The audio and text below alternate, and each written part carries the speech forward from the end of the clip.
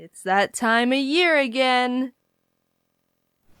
Ari turns 3 this year, which means he'll be dead in approximately 27 years if all goes according to plan. The clock's ticking, Ari.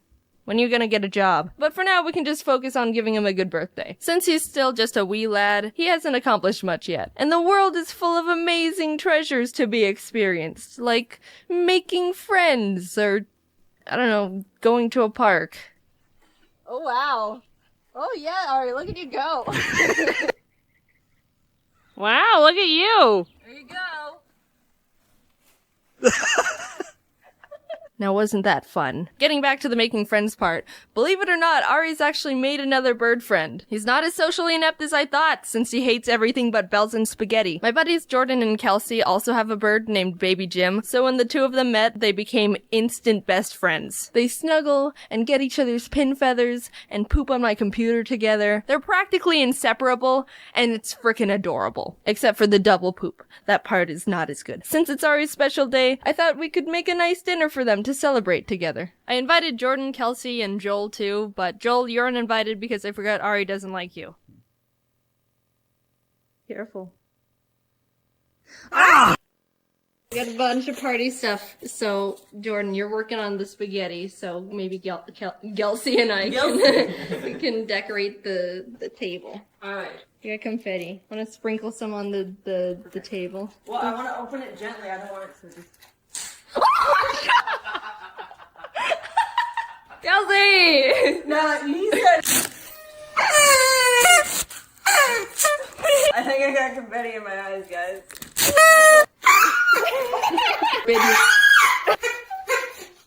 Aww. You got a little heart.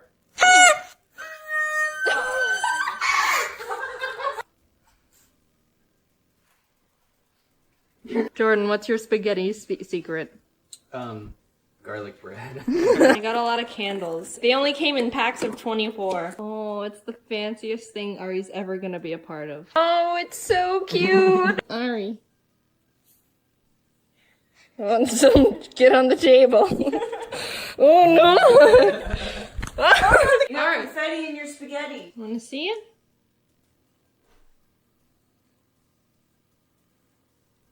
No, it's spaghetti.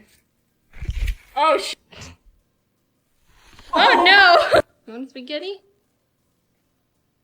You don't have saucy feet. Oh, that's the good stuff, isn't it? Oh, it's a good party after all. Yeah. Oh, good boy. Oh, it's like Lady and the Tramp. He's got spaghetti on his wing. Right here. Does he? Yeah. I want to see what happens when the meat and the... Oh, Ari just took the whole thing. Maybe it's time for cake. It's a bird cake. Want to know how I got the candle in?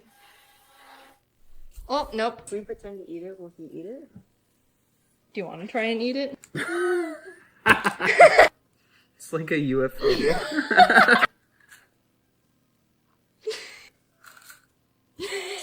Hey. I'm getting styrofoam. It's good. Get a piece. Oh my god. See, now you like it. Oh, see, it's good.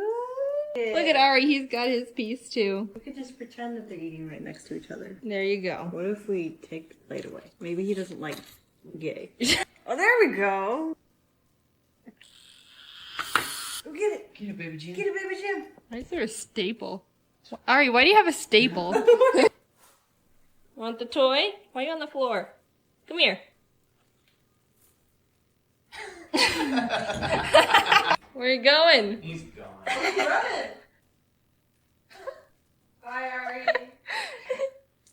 Last year, we supported a local bird rescue with helping fund their renovations, which they were really thankful for. I followed up with Anika, who works there, and she said with the donations, they were able to revamp the electrical work and AC to be more stable, and are in the process of building more aviaries and a shed for extra storage. I was blown away with how much we were able to help, and I want to do something like that again this year. This time, I want to help out the Bird Gardens of Naples. They're a non-profit Florida-based organization that takes care of birds that need a home and prioritize education on general bird knowledge and care. They put a lot of time and effort into caring for the birds they have, and all the donations they receive get put back into the birds through vet bills, flight cages, toys, renovations. I asked them to set up a GoFundMe for this occasion, and if you donate at least $10 to it, you'll be entered into a raffle to win a special Ari's birthday shirt or an Ari plush. I'm giving away 20 shirts and 10 plushes, and they all come with a signed card. I've also donated $1,000 to the rescue as well. If you can't donate or want to do more, there's links on their website to volunteer, adopt or sponsor a bird, or just tour the sanctuary. I hope Ari enjoyed his birthday, even though he's a little brat poopy bite toddler.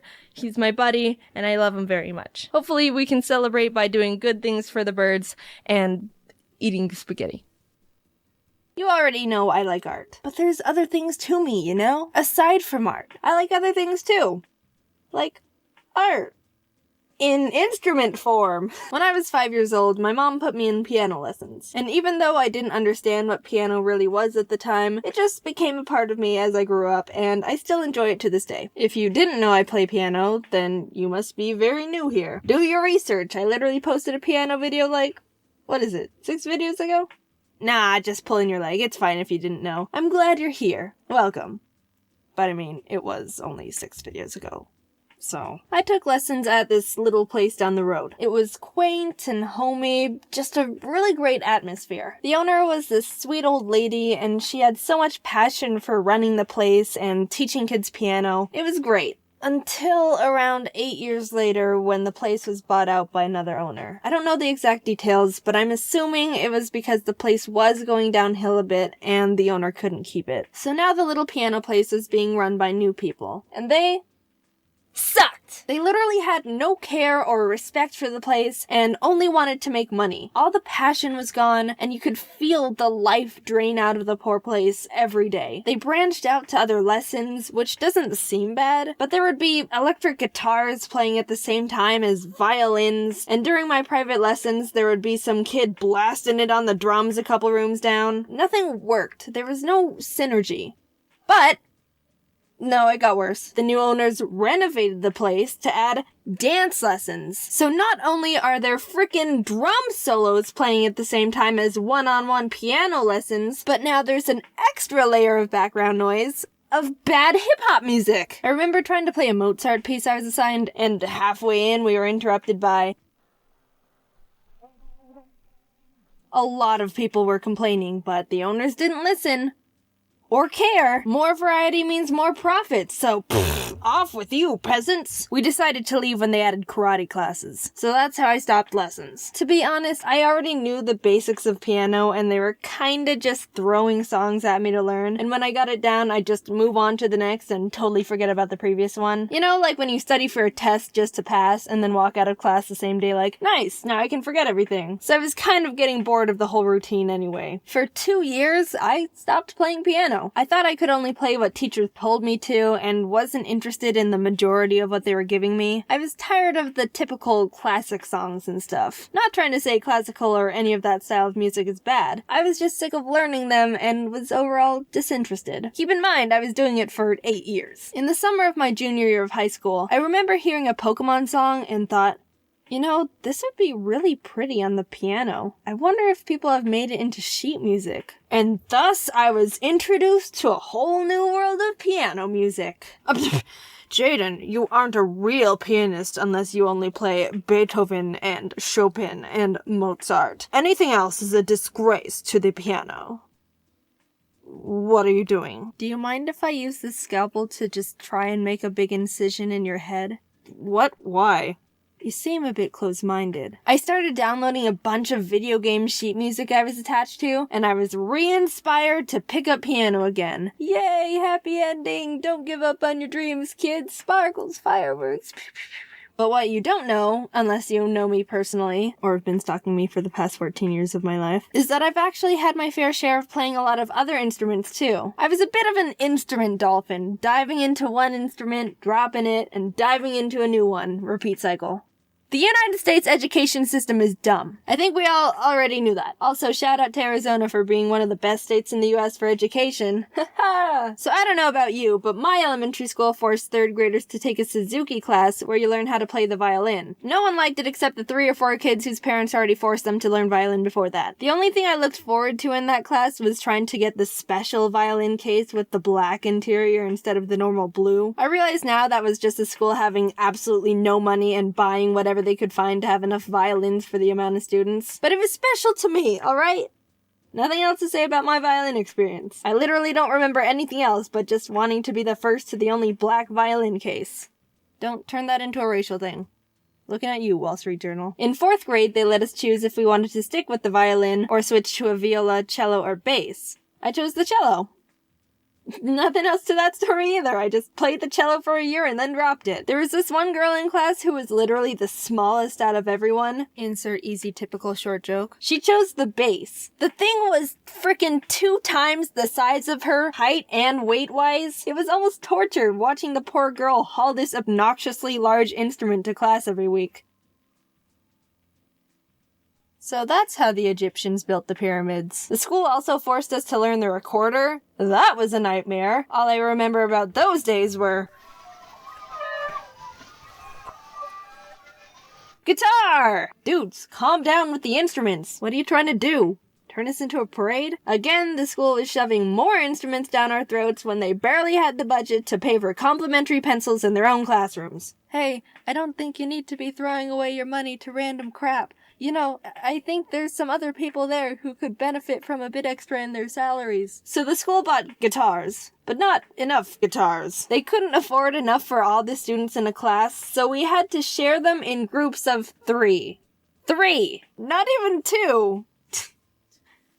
You tried. One student would have to play a chord, and then the other 2 would just stare at them.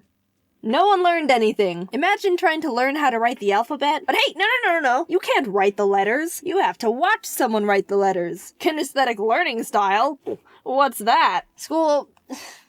What are you doing? Are you actually trying to be low on that education list? You know you're supposed to try for first, right? It's not a high score kind of thing. You're not supposed to go for 50. Finally, of course, there was the typical band option in 5th and 6th grade. The instrument I chose was the flute. The main reason was because when the band teacher came in to show us all the instruments we got to choose from, he let us try and play them without any experience. And when he was explaining the flute, he was like, okay, now the flute is one of the hardest to pick up. It's a bit more complicated than it looks. You've got to figure out the exact special way to align your lips to make the sound because it's very particular.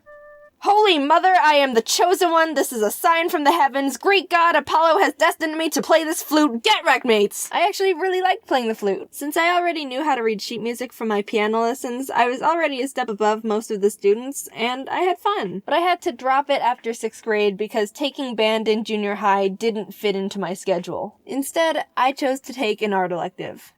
And you know where that led to. Alright, serious business to talk about here. It's actually important. I've noticed a lot of people have been going out of their way to send threats and really horrible messages to other people that, I guess, create similar content to mine. And I just wanted to say, dude, like, stop. I'm getting embarrassed on behalf of what you're doing. These people aren't copying me or anything. They're just having fun making videos. Calm down. They're getting really unmotivated and sad. You're kind of ruining it for everyone. You may not believe it, but what you say and do online does have an impact on people. You have the power to really hurt someone, but at the same time, you also have the power to make someone happier. So I mean, it's your choice if you want to create a good impact or a bad one. Like, I don't really care what you do. I'm not here to be your mom. Freedom of speech and everything.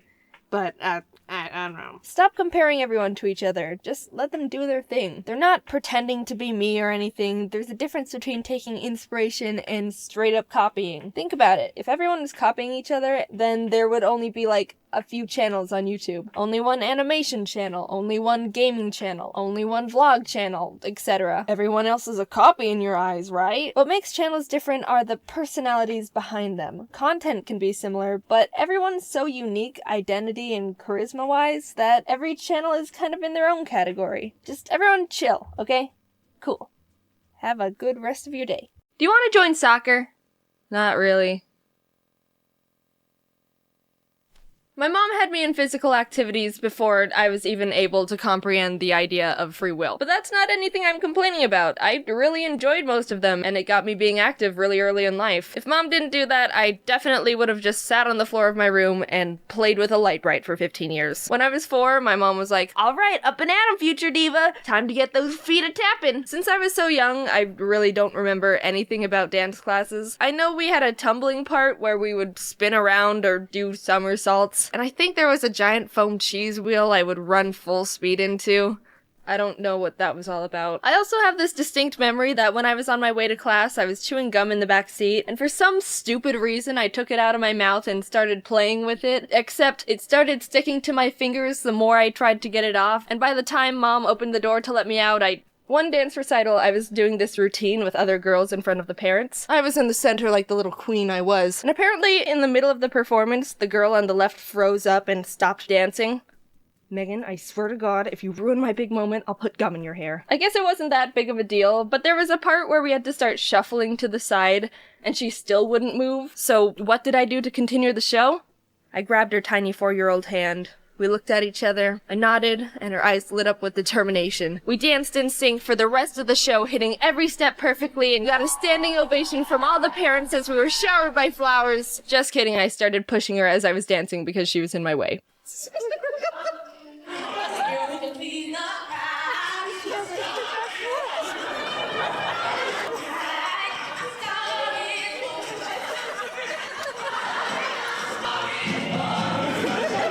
After blowing it out of the water and becoming too good at dance with gum webs and shoving away the competition, I dropped it and started cheerleading. And I don't remember anything about that era at all. My parents could be like, "No, you never did cheerleading." And I'd be like, "Yeah, okay." One time getting out of my dad's car to go to practice, I slammed the door onto my thumb and was like, "Dad!" And that's it. That's all I got for you. It doesn't have anything to do with cheer at all. But here's a picture of me doing some cheer thing for proof I did it. And also, here's my thumb. Yes, I still have it. Next up was gymnastics. That was one of the most terrifying experiences of my life. Not because we were doing a bunch of crazy flips and spinning around bars. Nah, I was just a freaking pussycat. I was so bad at everything. I was the first to fall over with the wall handstands. I couldn't do a single pull-up. Still can't. I didn't know why people kept yelling, "Stick it" at me. Yeah, stick it to the man. I was so wimpy and bad, I was the kid the coaches had to pull aside during practice and be worked on one-on-one. While everyone else was having fun in the foam pit, I was taken off to the side to work on not being a failure. Jaiden, lean back. I'm spotting you. We're gonna do a back bend. No, I can't do it! Just lean back. My arm is right here. Never! I have no reason to trust you! Stick it to me. I didn't spit in anyone's face. But I was never able to do a backbend because I trusted no one and thought I'd just fall over and die. I was a woke 6-year-old. Already knew not to trust anyone but myself. Aren't you the one who slammed your own thumb into a car door?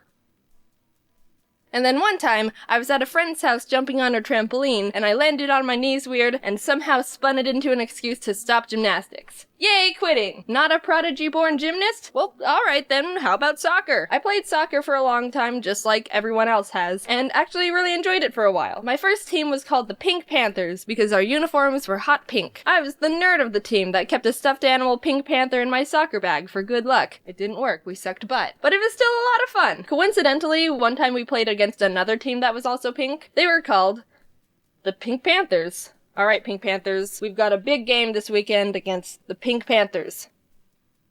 Well, it sounds like we win either way. All the parents would be trying to cheer for us, but it was pretty confusing because it would just turn into, "Go Pink go, hot Pink Panthers! Come on, light Pink Panthers, you've got this!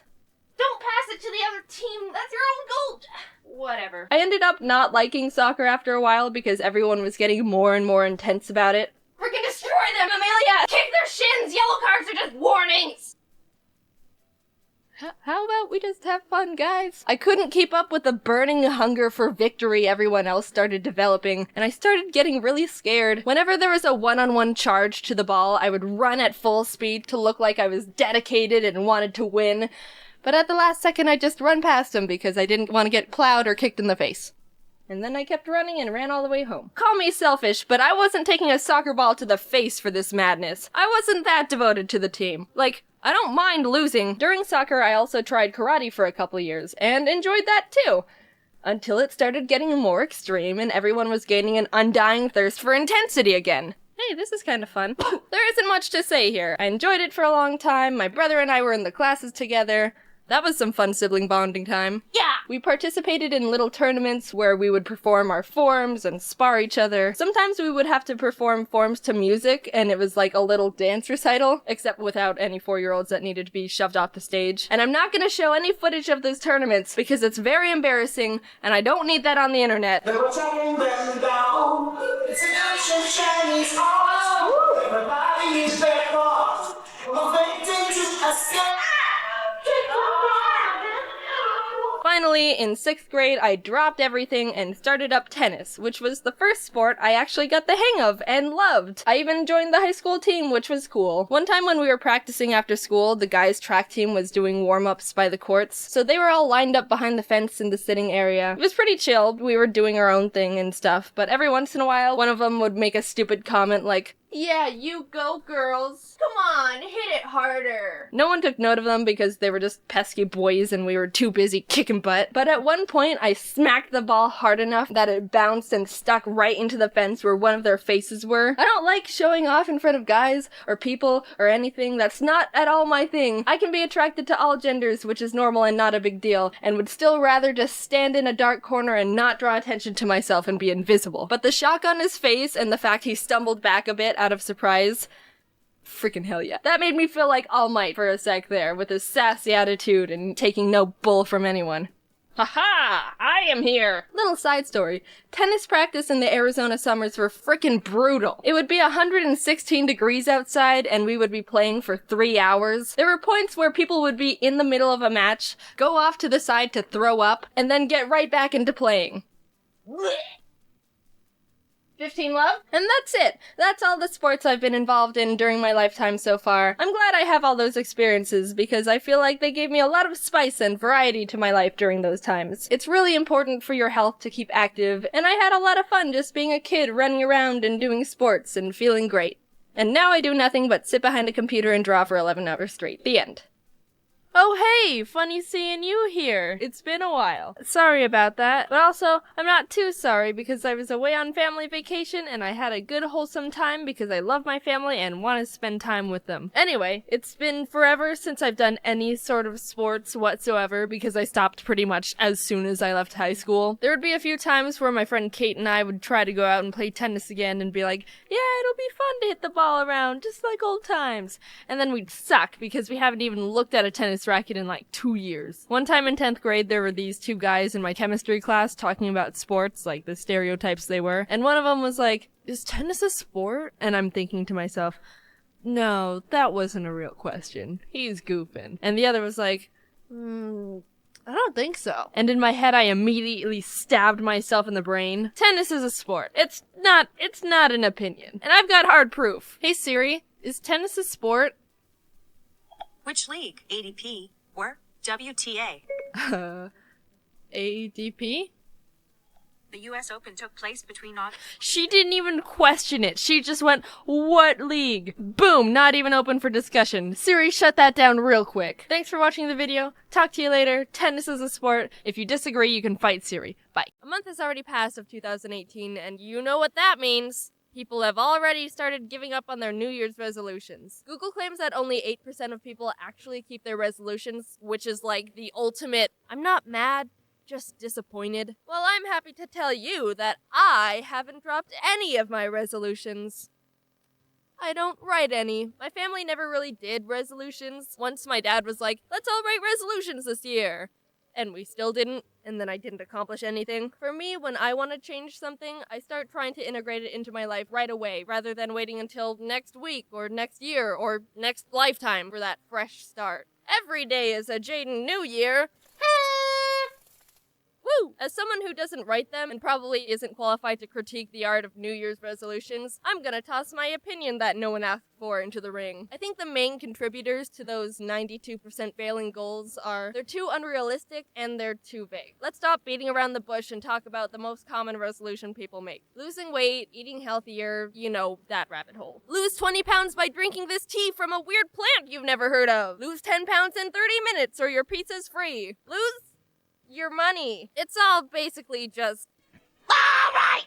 Give me the money! All those quick fix weight loss scams that make too good to be true claims are just people who want your money. Sure, the scale says, hey, great job, you lost 7 pounds in a week. But your body says, yeah, but that was all just water weight, and also I don't feel very good. Or, ah! If you want change, you've got to earn it through work. There isn't an easy way out. Making changes in your lifestyle need to be sustainable for life. That's why they're called lifestyle changes. Not, I'm gonna pay $200 for this diet shake, feel good for 2 weeks, lose 10 pounds, start feeling bad, and give up in a month.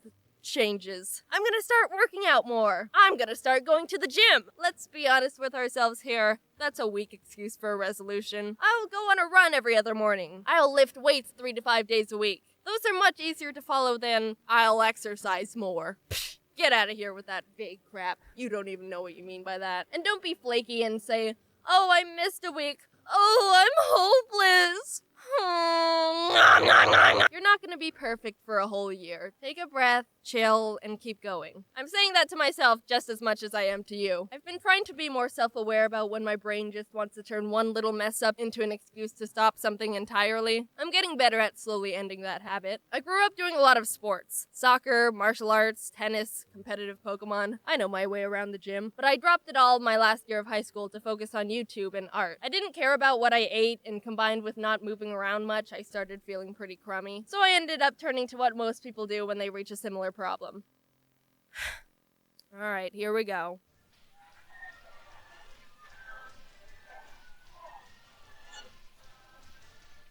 Let's talk about home exercise videos. Why are so many of them so fake? The weird hip-hop music and the smiles that are a bit too wide. It might just be the plastic surgery, but it all makes me feel uncomfortable. I get that instructors want to make exercise seem fun and all that, but it feels super condescending to me. How the frig do they do entire workouts smiling and talking and making cheesy eating pizza jokes? Alright, now hold that squat. Ooh, feel that burn in those quads. I'm smiling and articulating everything perfectly, and I totally know you're panting like a dying animal over there. Don't think about that leftover pizza in the fridge. Looking at you, Brittany. If you're looking for good home exercise programs, I'm gonna recommend this blog I've been following for a super long time called Fitness Blender. Whoa, is that the sellout alarm? Is Jaiden finally selling out? No, turn that thing off. I've never talked to Fitness Blender. They're not paying me to say this. They don't even know I exist. It's run by this nice couple, Daniel and Kelly. They're super down to earth and have a really healthy view on fitness and wellness. You can tell they know their stuff. All their exercise videos and tips are completely free. And if you want to use one of their written programs or meal plans, they're like $15. And they don't have that dumb music in the background of their video. If you're just starting out exercise, it's gonna hurt and or suck for a bit. If it doesn't, you aren't gonna see changes. Well, okay, don't murder yourself. Be smart about it. But your body is gonna complain for a while, and that's good. There's plenty of activities you can do. Playing a sport with friends, walking your dog, a casual battle to the death, squats. And respect your starting point. When I first started trying to get back into working out, I was just... Okay. Alright, I got through it. Alright, we're done with our warm-up. Grab a quick drink of water and we'll get right into the workout. But just stick through the beginning because that's literally the hardest part. Raise your hand if you're sore! Ha! Trick question, you can't raise your arms. They're jello. Don't forget that exercise is only a quarter of the health journey. What you eat is the biggest variable to all this life-changing athlete hippie mumbo-jumbo. Eating right is like straight-up magic. You feel amazing. It's the closest thing to drugs that isn't drugs. There's a difference between being thin versus fit versus healthy. Kinda like Venn diagram style. Someone could be thin, but that doesn't mean they're at all healthy. Someone could be super swole and buff, but eat junk 24/7. And someone could be eating super healthy, but not have the body of a supermodel. There's a healthy range of everything. I used to have a really bad relationship with eating. I've talked about it before. In college, I developed an eating disorder and a fear of eating food, and I would go like an entire day eating almost nothing. No, Jaiden! You think that eating 600 calories a day is just gonna float you to all your hopes and dreams? Nope. It's just gonna give you headaches and emotional breakdowns. You can trust me. I'm from the future. Also, learn what Bitcoin is and invest everything you can into it while you still can. I wish there was more information being taught on the dangers of eating disorders, because if I knew about that whole mess 3 years ago, I would have been like, whoa, okay, never mind. Let's do a 180 here. This ship is whack. I'm getting out of here before it controls everything in my life. You can't abuse your body and expect anything good to come from it. Man, I feel great. I could totally run a marathon and write an essay right now. I'm so energized and my brain is so clear. Thanks for feeding me literally one grape. You don't go to the gas station, pour a cup of gas into your car, and then try to drive to China. Eating less than your body needs to physically survive accomplishes nothing. It might seem like it's working in the moment, but honey, you've got a big storm coming. Please try to end it as soon as you can. I'm not at all trying to shame anyone going through rough times with their self-image. I know it's a really hard thing to fight against. I was pretty far gone when I was struggling, and even though I'm in a much better place now, I do still have bad days. What helps me is trying to separate logical thoughts from the bad ones that fuel the irrational fears. They're not here to see you succeed. They're just the dumb brain versions of those TV and email scams where they're like, hey, give me your credit card info, social security number, and mother's maiden name, and I'll give you $1 million. I won't literally destroy your life. I'm just your friendly neighborhood Nigerian prince. It's all more simple than you think. Eat healthy when you can, fresh fruit, vegetables, whole foods, and it's okay to treat yourself every once in a while. Don't say, I'm never eating sugar for the rest of my life. You're setting yourself up for failure there, and end up pulling a James. Exercise as much or as little as you're ready for, and be mindful and respectful about how your body feels. Little changes go a long way. Remember, you're doing this for you. And don't play that dumb hip-hop music while you work out, or I swear to Hercules, I'm gonna run someone over with an exercise bike.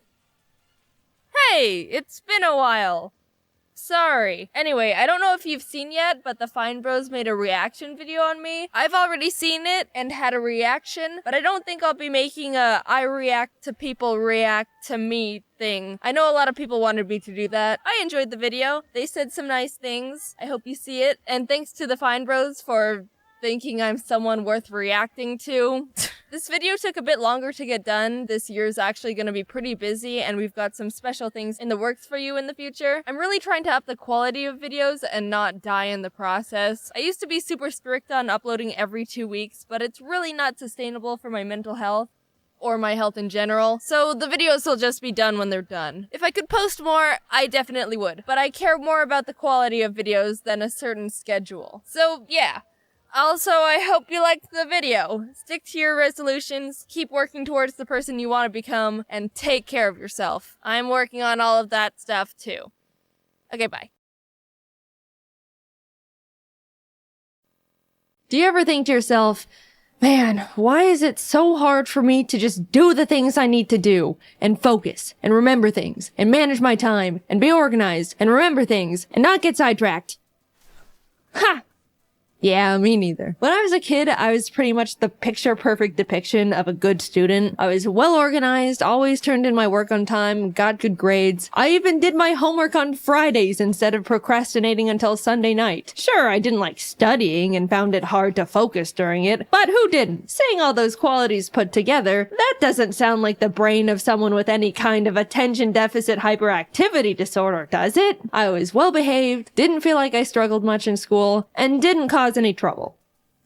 That is, up until I moved out of my parents' house for the first time to go to college. Gradually, I started slipping. I began skipping classes a bit when I just didn't feel like going, would wait until the last moment to start classwork, and lost a lot of motivation because I wasn't interested in any of my schoolwork. But overall, even though it was pretty out of character for me, I chalked it all up to the fact I was simply over going to school. At the same time, my YouTube was really kicking off, and all I wanted to do was that. Of course I wasn't gonna be as good of a student when the silly YouTube videos were doing numbers. I finished a single year of college and convinced my parents to let me take a gap year to see where this YouTube thing can take me. Spoiler alert, the gap year turned into me never going back. I'm a college dropout. So great, I've eliminated the boring school part of my life that weighs me down. Now I can go back to being organized with my new exciting passion job, which entails being my own boss and having to manage and assign myself all of my own responsibilities 24/7.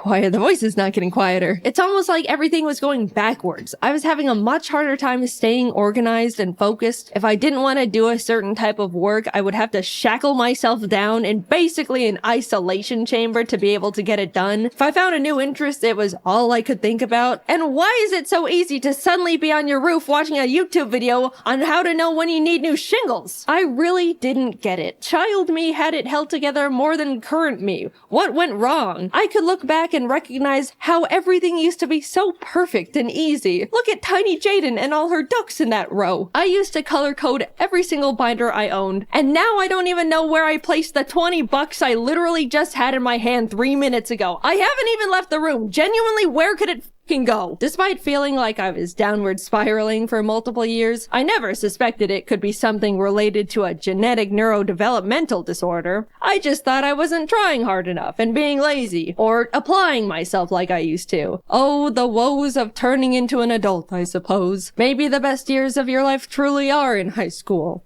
How upsetting. I didn't even enjoy those either. But then one day I got a text from my brother. I got diagnosed with ADHD. It was a pretty big surprise for me because growing up, he never really seemed to show any of the typical symptoms you associate with ADHD. You know, people would always describe ADHD to me as super hyper kids who would run around the room and scream and generally be a lot. That wasn't my brother. He was quiet and well behaved like I was. But when he started explaining his symptoms, the gears started turning. Yeah, I've always struggled a lot with focusing in school and having things hold my attention when it's boring. But like, I could hyperfixate on things I'm interested in and get really passionate about that stuff. Hearing him talk about his personal symptoms of ADHD made a lot of sense, and I felt very freshly educated on the topic. And you'd think that I would immediately start looking into getting a diagnosis for myself, because if you were paying attention, my brother's experiences all sounded very similar to the same struggles I've been having in my own life, but related to work instead of school, because I dropped out. But nope, I was just like, good for you, bro. Happy for you. Or, I'm sorry, I don't know. Anyway, back to struggling to simply open up my drawing program as if 2 blocks of iron were welded to my wrists. Imbalance of brain chemicals? Nah, this just happens from time to time. It's normal. Just the laziness kicking in. I hate Mondays, am I right? Even though I didn't instantly think there was a possibility of me also having ADHD, the mental seed was planted. It's genetic, so I knew subconsciously it ran in the bloodline. It took a few years after my brother was diagnosed for me to really sit down with myself and consider that I, too, could have ADHD. Shocking revelation, I know. Foreshadowing, where did you come from? Things in the focus and productivity department were just getting worse and worse. I had the attention span of a cartoon dog, would completely forget things as soon as they entered my head, would hyperfixate on random stuff like an addict, and there was constant civil war happening inside my head to get one thing done, even though I knew it would only take like 15 minutes. You don't understand. It feels like physical torture to make myself sit down and lip sync a simple scene, like most of the time. You know, the thing I've been doing for 10 years at this point and am definitely used to doing. And yeah, once I've gotten going, then I'm honed in and you have to pry me away from it with a crowbar. I'm aware of that part. But nah, I'm still gonna scrap with myself to plant my ass in that chair because I don't even know why at this point. The biggest thing holding me back from feeling like I had ADHD has always been the simple memory of being in school and having my shit together. I know what it feels like to be on top of things and to be organized. I had it all in the palm of my little child hand. I just needed to summon it again with a bit more effort. But a light switched off in my brain and suddenly I'm just not capable of the things I used to be. And it feels pathetic. Simple tasks are such a mental burden, it feels like I'm out of control but can't do anything about it. So finally, I figured I would try and get myself diagnosed. What did I have to lose? If anything, they just tell me, no, you don't have ADHD, try a little harder and stop complaining. And yes, of course it took me like 8 months after deciding to get diagnosed to schedule the actual appointment. What did you expect? That's like the first checkmark box on the ADHD list. I started seeing a psychologist and he would ask the typical,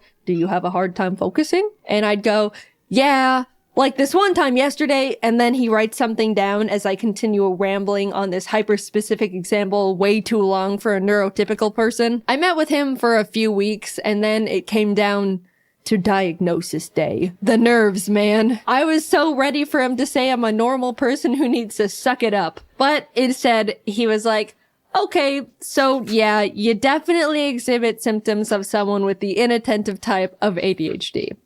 And autism. Yippee! My struggles are justified. I'm not crazy. Wait, what was that last part? He explained all the different ways ADHD affects me and the different areas I struggle with compared to others. He even gave me a 37-page document of his conclusions and information on how my brain works, with graphs and pictures. I've read through it all a bunch of times now, and it's already really helped me understand how I tick. I call them the autism docs, but I'm not gonna get into that side of the diagnosis. Let's just brush that one away for now. There's a couple types of ADHD you can have: hyperactive, inattentive, and combined, which is both hyperactive and inattentive. Hyperactive is the type people typically go to when they think of a loud kid who can't sit still. People with this kind normally need to fidget, have low patience, tend to talk a lot, and have trouble staying seated, especially when they're expected to, like in a meeting or school. Inattentive is the one where someone experiences difficulty in focus, memory, organization, has a low attention span. That's the one I have. It's self-explanatory, but if you have the combined type of ADHD, then you got it all. ADHD jackpot right there, my friend. I brought up during the appointments that I used to be such a good kid in school with seemingly zero ADHD symptoms, and how that part has always confused me. And he had a couple hypotheses about it. One, since my mom has always been a big source of my organizational influence, I was able to depend and lean on her for the majority of my school life for it. I felt like I was naturally capable of staying on top of things because she was right behind me the whole time, reminding me and guiding me through stuff. So when I moved out, everything started crumbling, which lines up pretty perfectly to when I did start struggling. Another explanation he gave was the fact that ADHD affects women differently than men, which is also less researched. Love to hear that one. Not only do women tend to be able to mask their symptoms better than guys, so it goes much more unnoticed, but they also experience ADHD differently. And research says there's a chance it can just start affecting women later in life. I'm no ADHD scientist though, that's just what I've been told by specialists. I don't know, I've just got the dang thing. Either way, those two explanations make a lot of sense to me and have since put my weird ADHD imposter syndrome to rest. I didn't really think that getting a diagnosis would change much about how I go about my life, but since getting my ADHD certificate and lollipop, it's completely revolutionized how I think and go about getting things done. It's still hard to get my ass into gear when I need to do one normal thing that's not difficult, but I'm much less hard on myself and will strike almost like these kinds of mental deals to loophole myself into getting things done. Like, for example, if I really don't want to edit a video, I'll say to myself,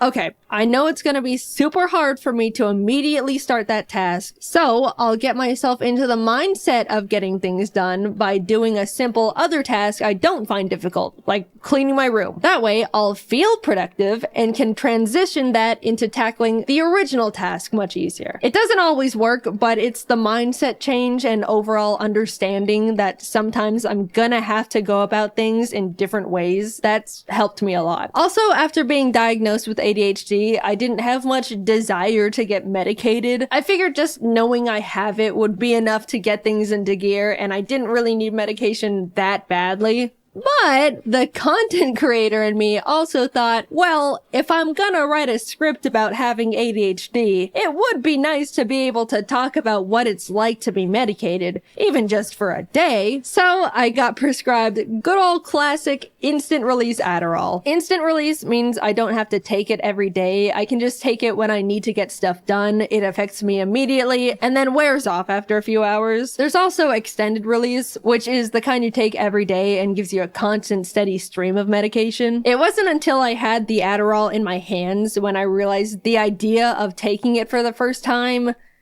made me nervous. Like, what is this thing gonna do to me? I have so many friends with ADHD, honestly a higher ratio than friends without it. That's how it goes in content creation. All these MFs have it. They were all telling me that it's awesome, how you'll take it and immediately feel like a god, and you can do anything and it's incredible. And yeah, that sounds great, but also like, what the hell? What do you mean I take this little pill and suddenly all of my problems seemingly disappear and I gain superpowers? That's scary. That sounds like the thing every adult in a 20-mile radius warned us about when we were kids. Am I gonna feel like a completely different person? I don't know if I'm ready to experience immortality. I put off taking Adderall for so long because I was irrationally scared of the tiny blue pill, but coincidentally, I really needed to get a script done. If I take too long to write a video script, then the team runs out of work to do, and then I have a bunch of people sitting around and waiting for me to give them more work so they can pay their bills and survive and stuff. But for the freaking life of me, I just could not get myself to sit down and write that script. My body and soul found it mentally easier to backflip off a bridge than write words on the computer. After literally 2 months of my brain going, ooh, you better write that script. I won't let you enjoy a single moment of your life if you aren't writing that script.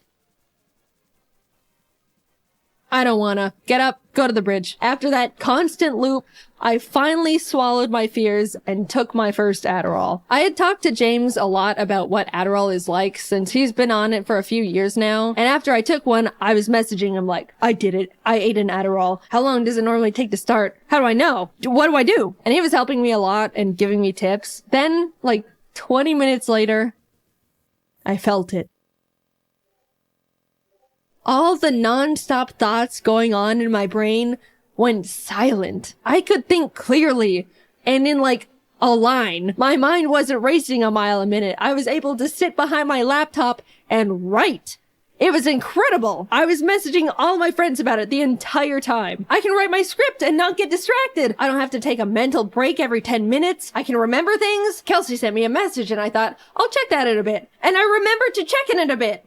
And respond! When I opened a new tab to look something up, I didn't go down a random unrelated rabbit hole. I picked up my phone to check something and didn't impulsively scroll Twitter for an hour. I can write words so easily. How am I doing this? What do you mean I can feel like this whenever I want if I just eat the tiny blue pill? I refuse to believe regular people can function like this on a day-to-day basis. No way. It wouldn't be fair. You guys don't have loud, non-stop voices in your heads preventing you from doing normal things? Come on, just admit it. You can't pick something up and immediately keep remembering what you were supposed to be doing with it. You always forget and feel crazy. Come on. Come on. I was so suspicious that on Adderall, either nothing would happen and I just wouldn't feel anything, or I would feel like I'm a totally different person experiencing some higher than life manic episode. But no, I just felt like myself, but with my shit together. And that's the part I couldn't believe. After 2 months of war, I finally was able to plant myself down and write my damn script. You wanna know what script I wrote while experiencing Adderall for the first time? This one. I was struggling to write a script about ADHD, and the thing that finally pulled it out of me was Adderall. Come on, you gotta admit that's funny. Yeah, it was great. I didn't think my head was loud before, or I was that impulsive, or had that hard of a time focusing. But now that I've been able to peacefully sit in one spot for hours and not need to take a break, or check social media, or get distracted by some stupid tangent I don't actually care about, yeah, this changes things. I still can't believe what I was able to accomplish. Writing a script in 3 hours. Compared to my typical 12 hours. AKA one mediocre thing with no struggle at all. And you want to know what I did right after I wrote this script? I immediately got up and cleaned the birds' room. Without rotting in bed for 3 hours beforehand. I just went from one task to another.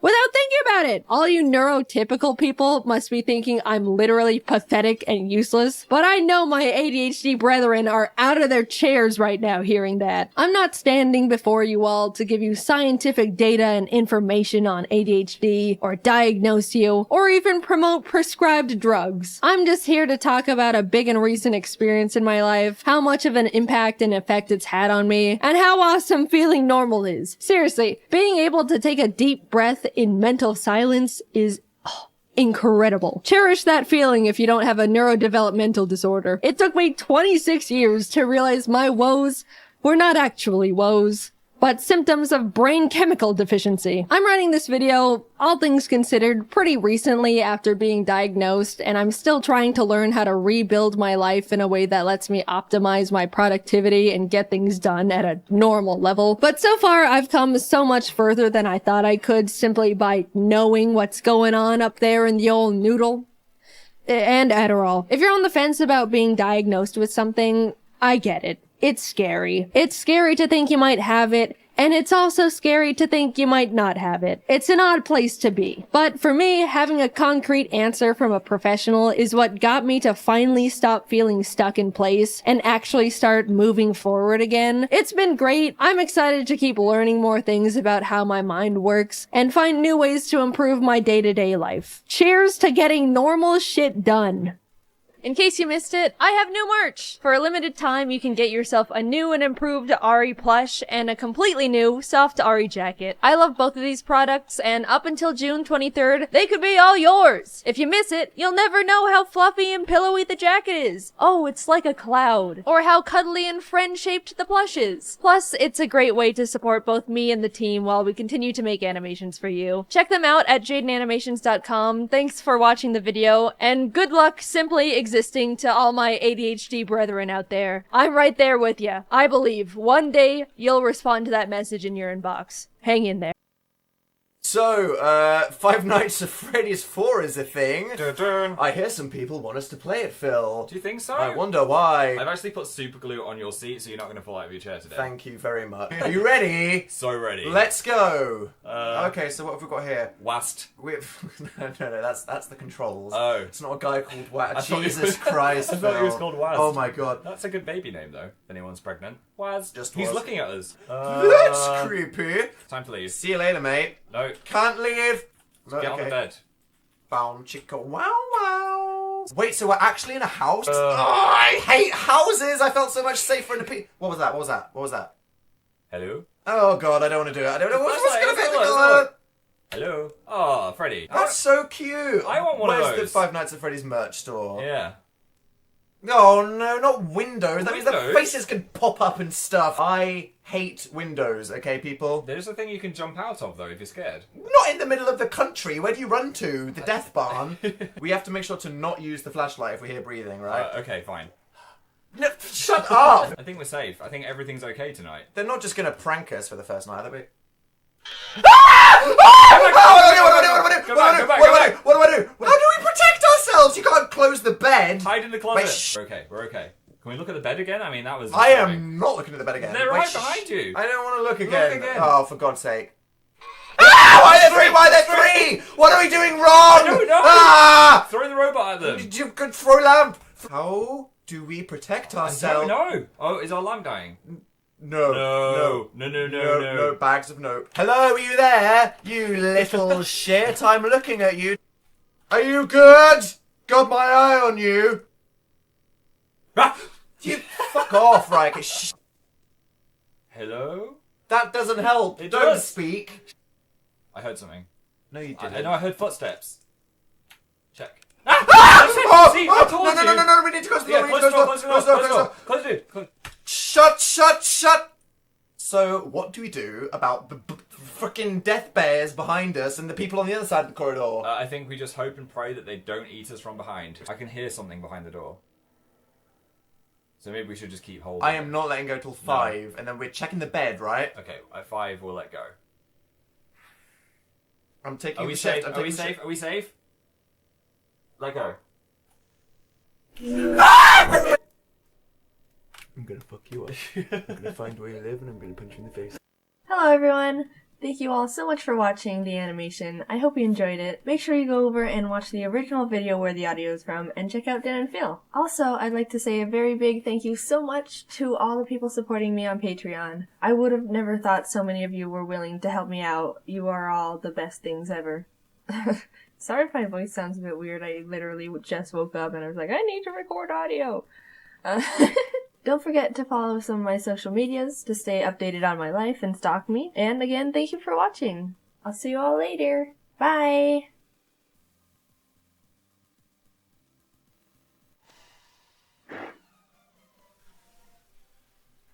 Help! you over there! In my bag, there's a Pokeball! Get it and help me! These Pokeballs over here? Whoa, I've never seen these before. I'm a new Pokemon trainer, so yeah. Is this gonna be my first Pokemon? Is this like a really important decision that I have to make? Here, let's see him. Whoa, it's like a little bird! Oh, he's so cute! What's this one? Oh, this one's awesome! He's like a little fish or something with legs. Oh man, I can't decide. Oh my gosh. Oh wait, there's another one? Oh, it's like a gecko or something. Nice. Oh man, I don't even know how I'm gonna choose. Oh man, this is so cool. Do they evolve? There's like 3 evolutions, right? Oh, what are they gonna look like? I wanna choose the coolest one and the most strongest. These guys have mega evolutions, right? I don't care which one you pick, just help me! Okay, jeez, sorry. Come on, Torchic, let's go. Wait, you need my help to defeat a level 2 Poochyena? It's level 2, just kick it or something. Alright, Mudkip, I choose you! Mudkip! Alright, Torchic, let's use Scratch. One eternity later. Alright, Torchic, we're almost there. One more Scratch should do it.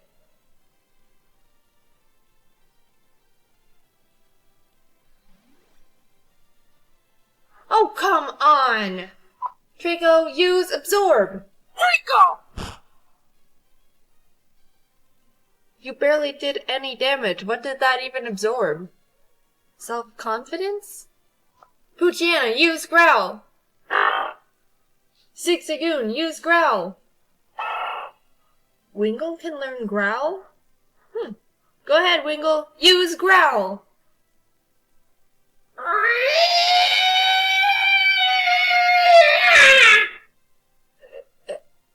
Good job.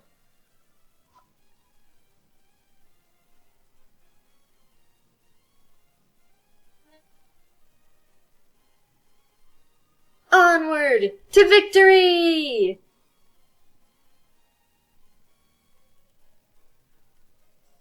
We all know those people, the few dim bulbs of the group. Now, they don't necessarily have to be called stupid, but their actions just make you go, ugh. Now, I'm fine with people not using the full extent of their brain cells to do things, but when their stupidity starts affecting me, then we're gonna start having some problems. The rule disregarder. Someone who either doesn't listen to rules or flat out ignores them. I had a class with this one person. I'm just gonna keep his identity a secret. I don't know what was wrong with him. He did lots of questionable things that made the class just shake their head. One time he asked the teacher if he could use a pen to fill out a bubble test. And if you don't understand how bubble tests work, normally you get a bubble sheet, fill out a multiple choice test corresponding to the letters on the test, and the teacher gives the filled out forms to this machine and it grades the test a lot faster than the teacher can. But the machine only works when you fill it out with a number 2 pencil. Maybe the guy didn't know how they worked, so I guess it wasn't a bad question. But a few weeks later, when we had another test, it turns out the same guy used, a pen to fill out his test. Really, guy? Really? And as the teacher was yelling at him for being so ignorant, it was noticed that he didn't even put his name on the test either. The advice ignore. When you give advice to someone, they ignore it, and they end up in this huge problematic situation that you predicted perfectly and they could have avoided if they just took your advice from the beginning. Tori, do you think I should date Aaron or Jet? Aaron has had at least 24 girlfriends and he's cheated on all of them. I'd say Jet. Oh my god, girl, wait. Aaron just asked me out to the carnival tonight. I have to go with him. I'll see you later. Oh my god, Tori, Aaron bailed on me for some blonde named Blonde who isn't even hot. You have to come pick me up. Aaron was my only ride home and I'm getting hecka wet in the rain. The non-future planner. Someone who doesn't think of the consequences of their stupid actions before they make them. Once when I was in 4th grade, I was in the school bathroom, and as I was walking down the little corridor to go into the stall, some girl randomly started yelling, "I'm gonna kick the door open!" And all of a sudden I heard this loud poof as one of the stall doors flew open at my face. Now luckily, I was a master of karate arts when I was little, so my reflexes were lightning fast, and I was actually able to block the door with my arm instead of my face. And I'm not gonna lie, I was pretty proud of myself because I've never done anything that amazing before. But, I mean, come on. If it wasn't me standing there and instead some, I don't know, poor little kindergartner who couldn't block the door if they tried, there could have been some major issues. I even had a pretty bad bruise on my arm from where I blocked it. Be ignorant. When someone doesn't pay attention to their surroundings, when they could be a hazard to something or themselves. Jeff, where do you want these knives? Oh, hey, Jeff, didn't see you there. Dawn wanted them over by the cabinet over there. Hey, Dawn! Jeff said you wanted these over there. What? No, they're the knives you wanted. Yeah. You sure? Okay, catch. No? Okay, I'll sprint them over to you. The important detail overlooker. Someone who is told important details and immediately forgets them. Okay, so for the party tomorrow, you said you can bake the cookies? Yep. Do you want a specific kind? Nope. I can eat everything but peanuts, so everything else you want is fine. Hey, glad you could make it. What did you bring? Peanut butter cookies. You want one? They're still warm. Hello?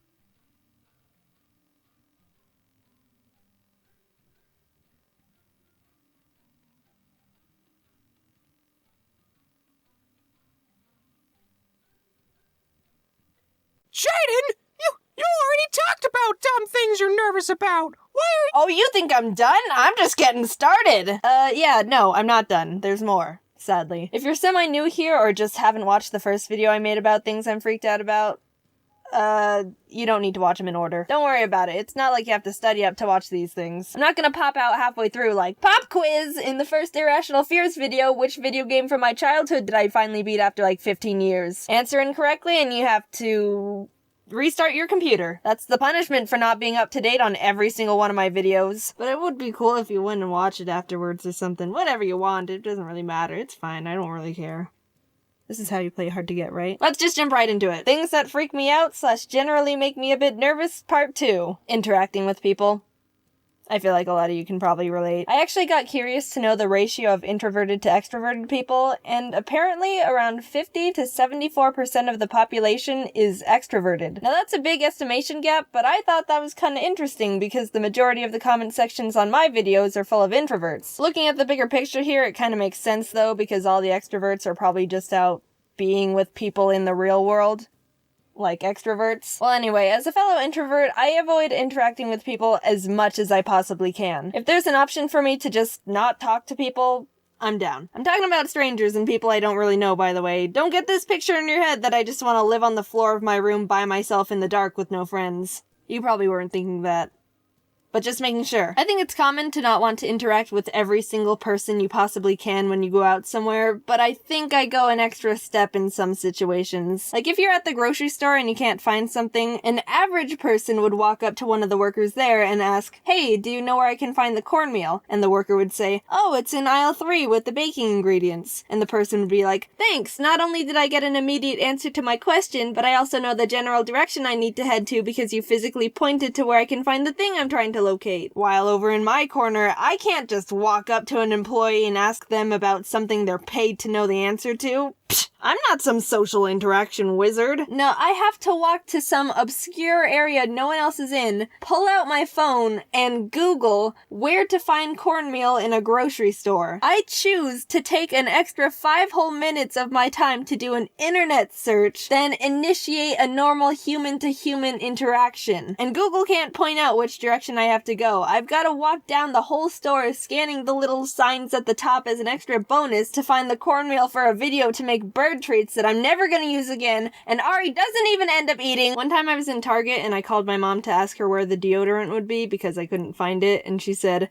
"How should I know? Ask someone there. Why are you calling me? I'm at work." And so I left without buying anything. Which is also a tangent little fear, going into a store, looking around, and leaving without making a purchase. I feel so shady, like the workers probably think I just committed a steal. Then you try to balance it out or something by looking extra friendly and smiling at the people. "Howdy ho there, I didn't steal. No need to worry about me. I'm a law-abiding citizen who pays for things." But then it's the whole thing well, hypothetically, if I were to actually want to steal something, I would try to not look shady by smiling at people "Yep, totally didn't just rob you." So they'd probably think I am stealing by smiling at them, and I'm confirming their mind even more. People who work at stores. If you see someone walk in and leave without getting anything, do you assume they stole something? I haven't had a job like that before, so I don't know the thought process you guys have. I just want to know if this can be something I don't need to worry about anymore, and I'm just overthinking everything like I normally do. Please help. Since we're on the topic of socializing with other people, if I do find myself in a conversation with someone, I worry a lot about not looking like I'm paying attention to them while they're talking. I hate it when I'm trying to tell someone something and they're just looking around, they check Twitter a few times, totally not looking like they want to be there. Dude, you're gonna miss out on this stellar conversation I'm having with you here that could totally maybe change your life. I'm just kidding. I don't have anything to say that could change anyone's life. But they don't know that, so they're risking that possibility. Also, another side tangent, the word stellar. It's a good word. Why don't people use it more? I vote everyone says stellar more often. Stellar is stellar. That was a public announcement. So that's 2 things on your to-do list now. Go watch my Irrational Fears Part 1 video and say stellar more.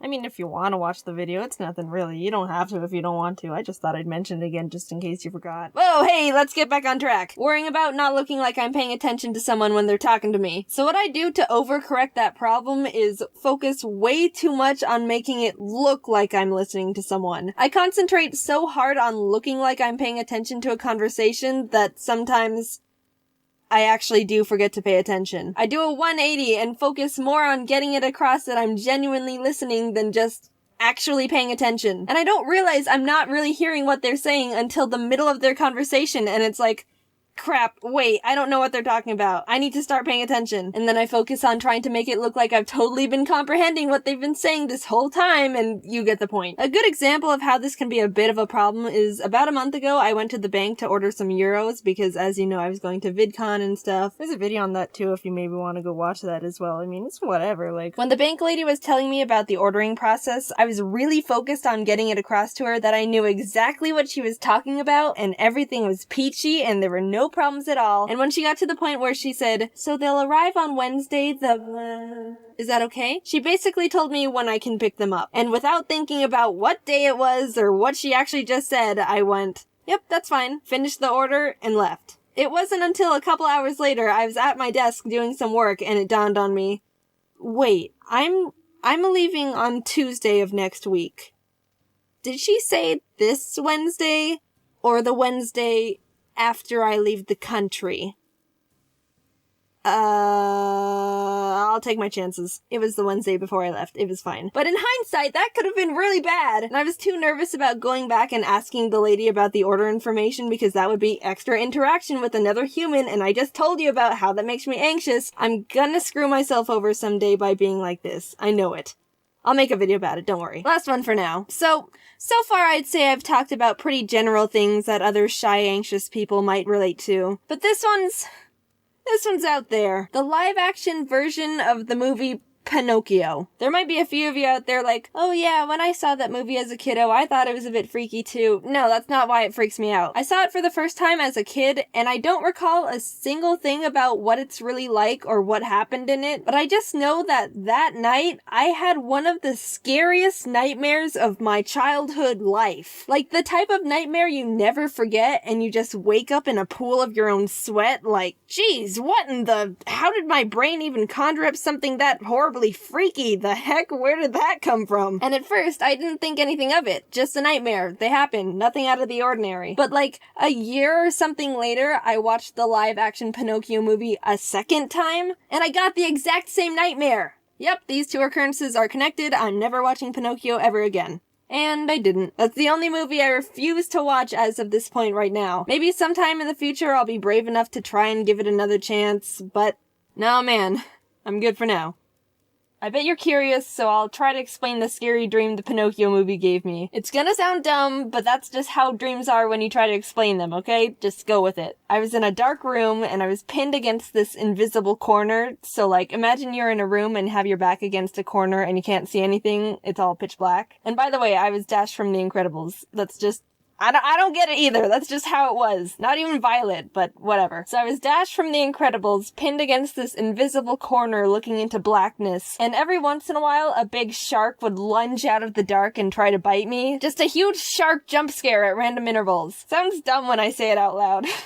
I'm not even scared of sharks. But it got really close at some points. It's dumb. Whatever. Anyway, quick off-topic thing. I'm gonna be going to Phoenix Comic-Con next week with James and some of my friends. There's not a panel or anything. I'm just gonna go for fun and to be with buddies. So if you see us walking around, then yeah, say hi if you want. I don't know. Yeah.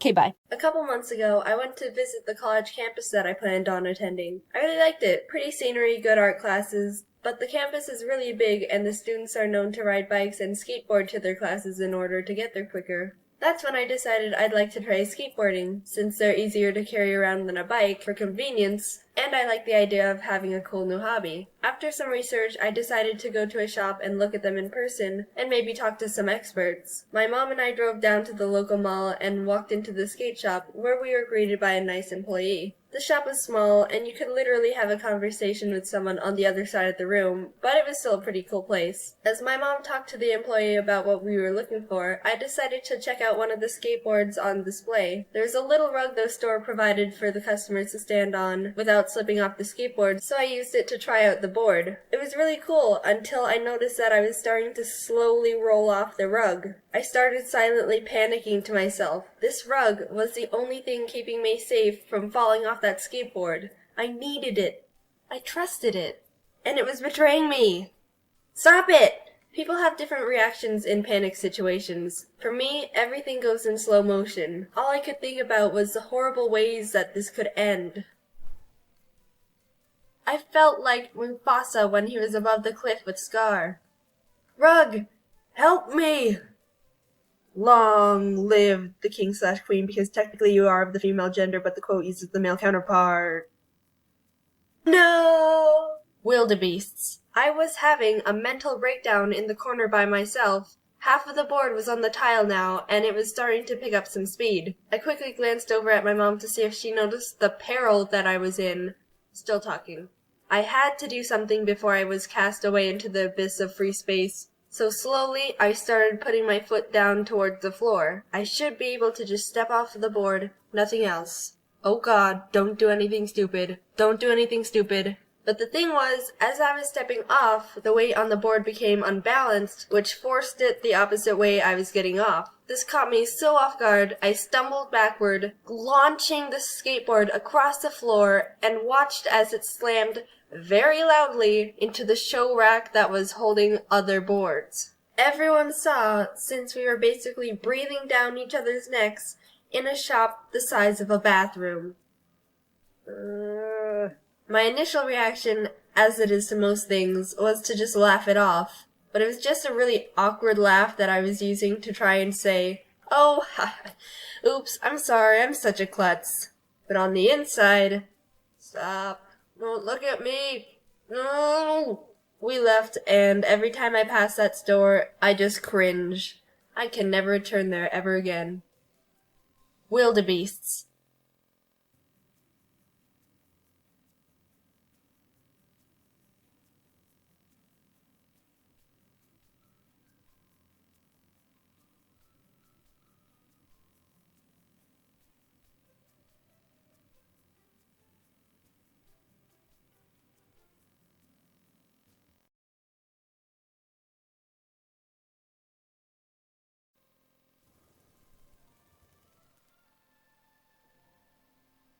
This is Asperia, a beautiful place known for its breathtaking scenery, gorgeous mountains, bustling villages, and secrets around every corner. In a forest somewhere, Jaiden can be found playing with Ari and Tofu, her loyal bird companions. She lays back, happily enjoying the sunlight as Ari runs around, disturbing the wildlife, and Tofu eats dirt. Jaiden is the region's very own wildlife biologist. She documents every new animal she encounters in her ecological guidebook, hoping to one day discover every mysterious creature Asperia has to offer.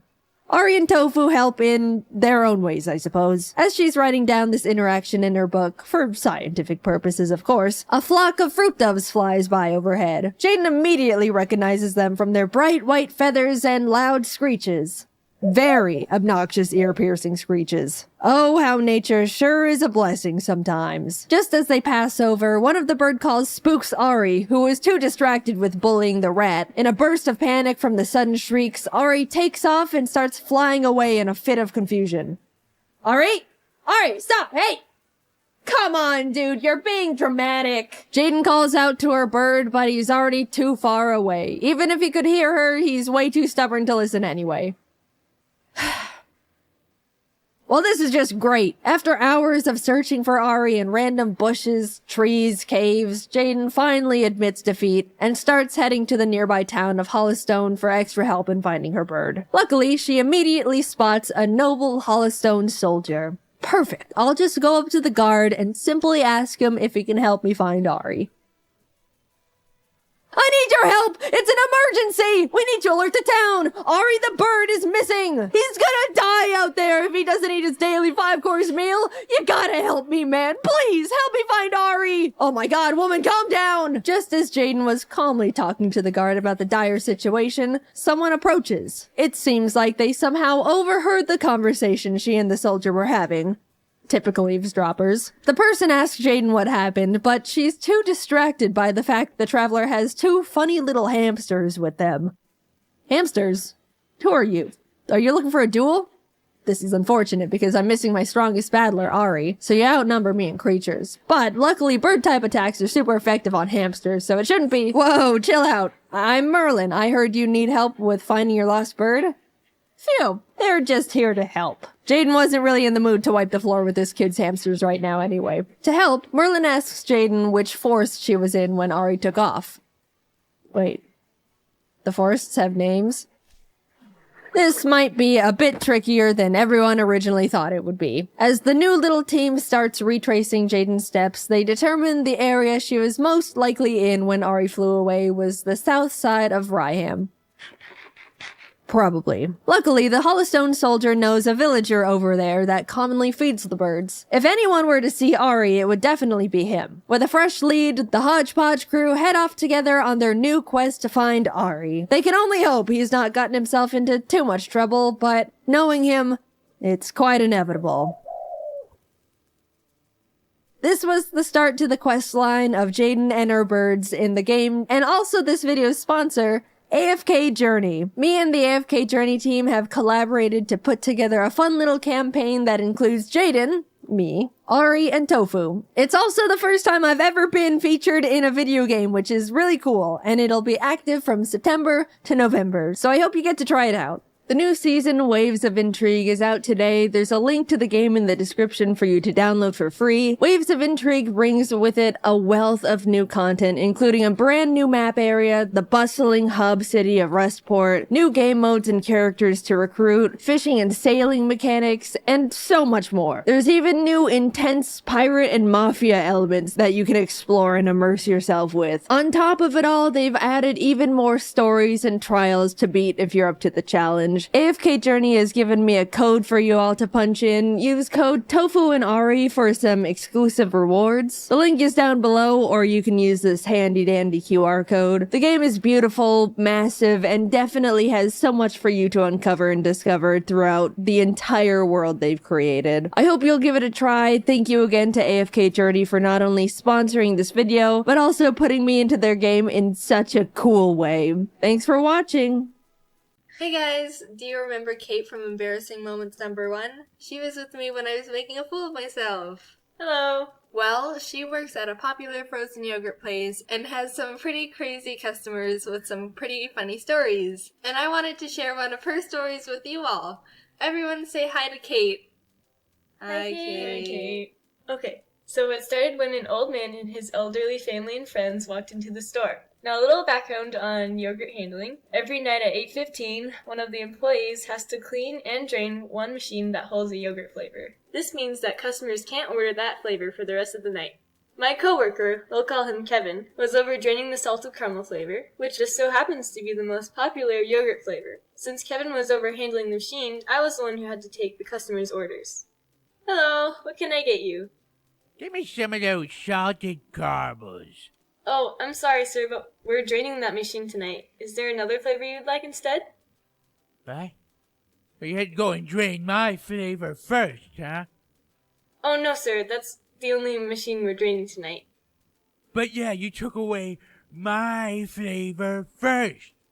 I looked over at Kevin, who was overhearing the old man's nonsense. We made eye contact, like, what the heck? And he walked over to the old man and started explaining why he had to drain the machine, emphasizing the fact that we only have to clean out one machine a night. But you had to go and drain my flavor first. By this time, we figured that the old man was just crazy, and there wasn't any way we could reason with him, so we stopped trying to explain, and Kevin started suggesting other flavors he might enjoy other than salted caramel. Is the vanilla any good? I want that. Okay. Then after the old man's group finished their order, they all grabbed the yogurt and walked outside. Did you ring anyone up? They all left pretty quickly. No. Did you? No. Turns out they all left the lovely old man to pick up the entire check by himself. Serves him right. After figuring out all the costs of each order, Kevin says, Okay, so your total is going to be $27.89. Are you lying to me, Kevin? What? You made it extra expensive, didn't you? No, sir, I wouldn't do that. Is he telling the truth? Because I got a feeling. I don't like that look. No, sir, you can trust Kevin. He's very trustworthy. Kevin started trying to explain even more, but the old man cut him off again. I don't trust ya. Okay. So now, it was just me and the old man. So your total is $27.89. Well, thank you, Kate. While paying, he tried to make a little bit of pleasant conversation with me, as if that whole dramatic situation didn't even occur. And then he gave me a tip. Yeah, just make sure that dimwit co-worker don't get none of that cash, all right? Kate, you earned it. That's just for you. Oh, thanks, sir. Have a nice day. Okay, you too. And then he walked away. So basically what the moral of the story is old men can take their frozen yogurt very seriously. So be careful out there, everyone. Hey guys, welcome back! It's really been too long, and I apologize for not uploading an animation for 2 freaking months. But I hope you guys can forgive me, and I will try to upload more during the summer. Anyway, I have a few important things to say. 1, do you notice this beautiful fan art that I put in the end card?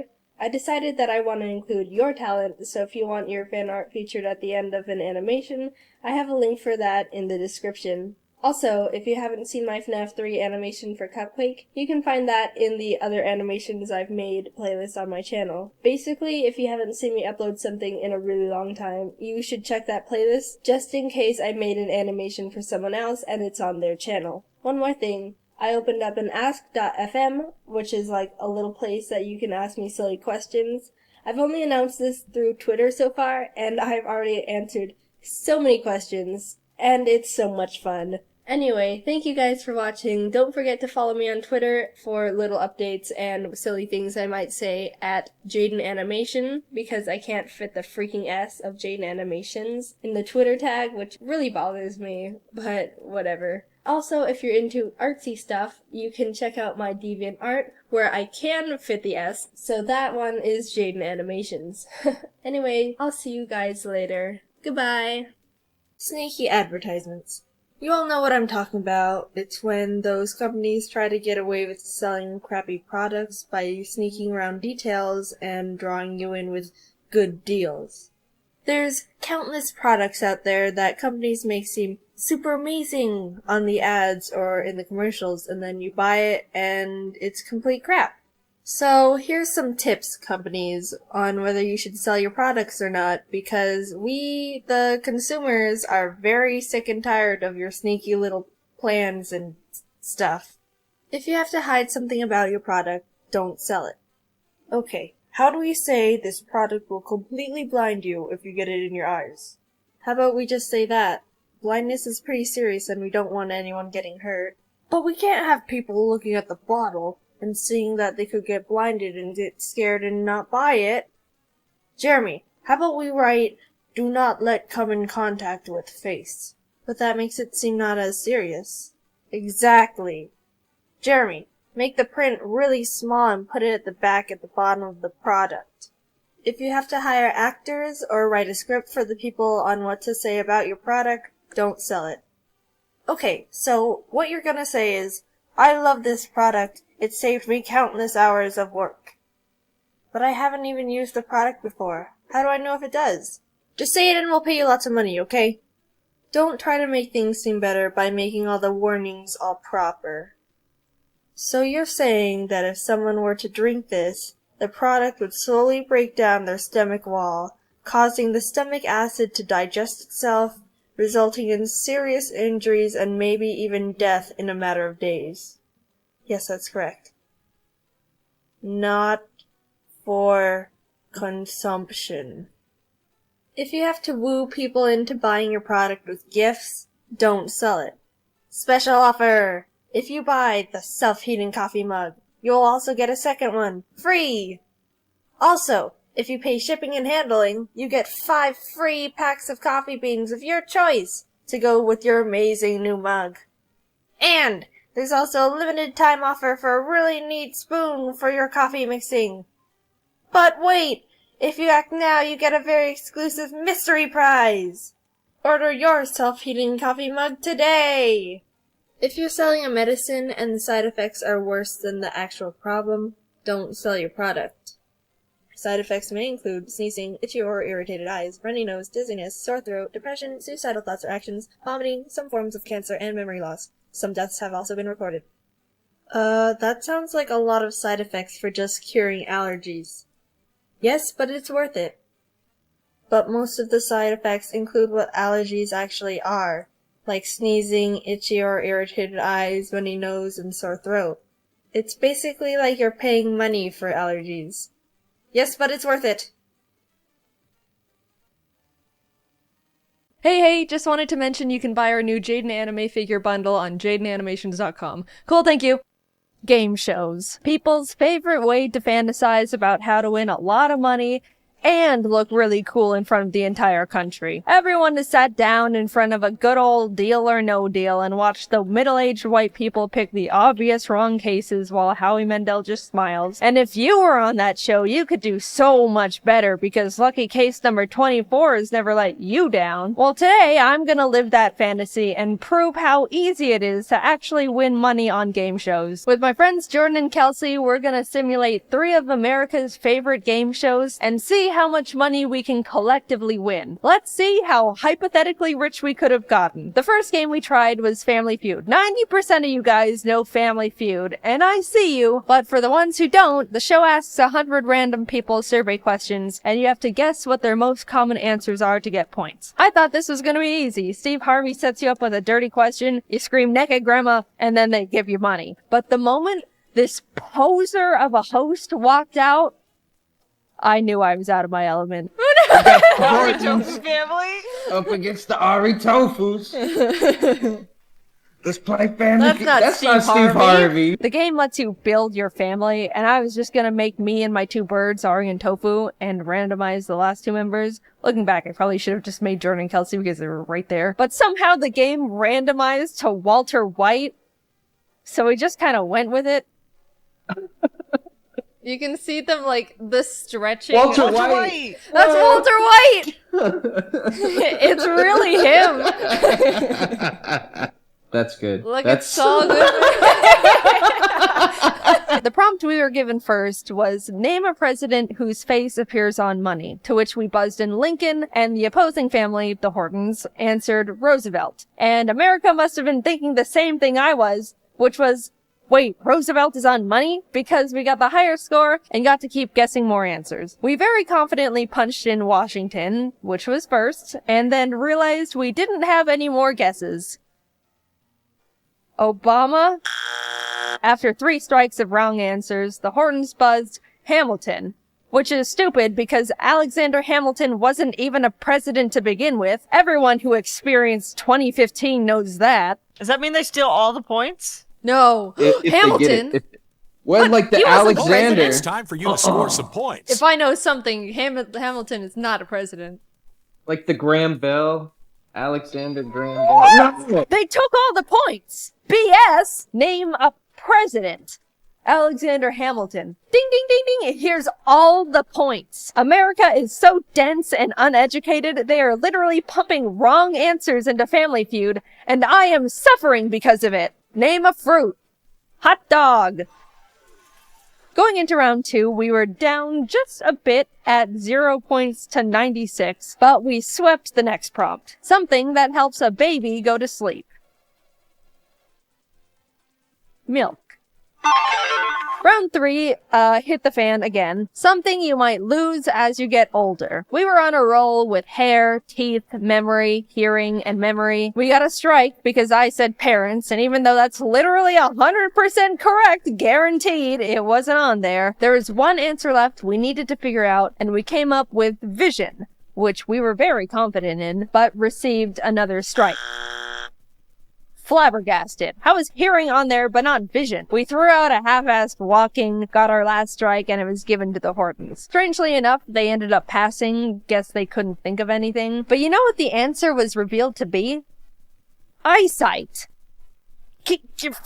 America is so lucky the Hortons passed on answering, because if they answered eyesight and took all our points again after we said vision, it would have started my villain arc. With a strong point lead of 224 to 96, we are now entering a double points round. What's something people alphabetize?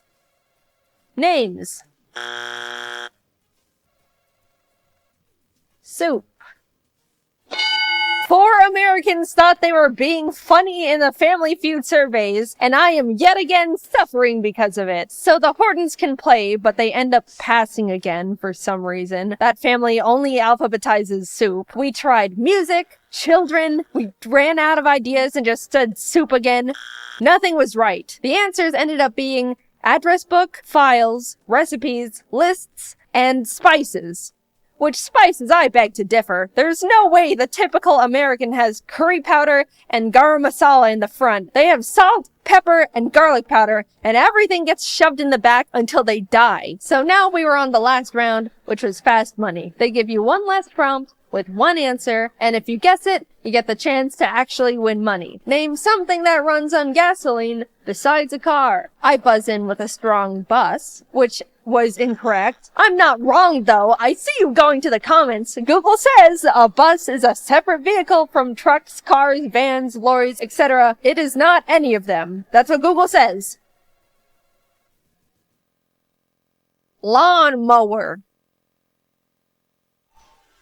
Dude, whatever. All we proved was America is bogging down Family Feud with their stupid wrong answers. I don't want to win that dumb freedom money anyway. With $0 in our pocket, we moved on to The Price is Right. I've actually never watched this game show before, so I was learning as we went. 4 lucky contestants from the audience are given a random item, and the closest one to guess the actual price of it without going over, is selected to come up on stage and play more games to earn money. And I learned that even if I was one of the lucky 4 people selected, I wouldn't even get the chance to be on the actual show. The game gave me 6 chances to be the closest one to the price of the items, and I lost every single one. But hypothetically, even if I miraculously was the winner and taken on stage, I still would have won nothing. I tried twice for content and still ended up with $0. So we're entering our last game show of the day, and we've got a whopping $0 to our name after being on 2 of the most popular shows created. We really need to make this one count, because I am going to look like such an idiot if I was on 3 game shows and came back with 0 money. We walk out on stage. The spotlight finds us.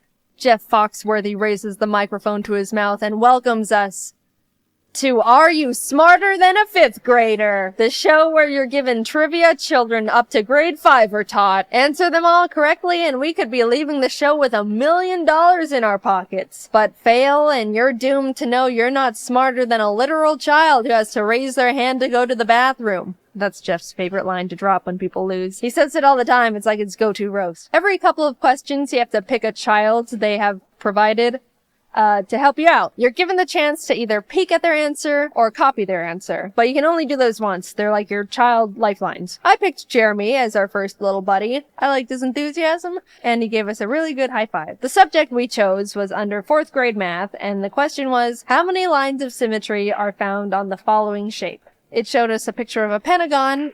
I accidentally thought it was a hexagon at first, which was not my finest moment. And then it glitched and never went away. We couldn't get the pentagon to disappear and literally couldn't read the multiple choice answers. Our thoughts were, since we wanted to punch in the answer of 1, yes, I know, another not the finest moment. Look, I was stressed, okay? The pentagon was freaking me out. I wanted to say 1. Surely they would have put the answers in ascending order, A being the smallest number, and D being the highest. So we locked in A, hoping it was 1. Lock in. Oh, man. Locking in. So, no!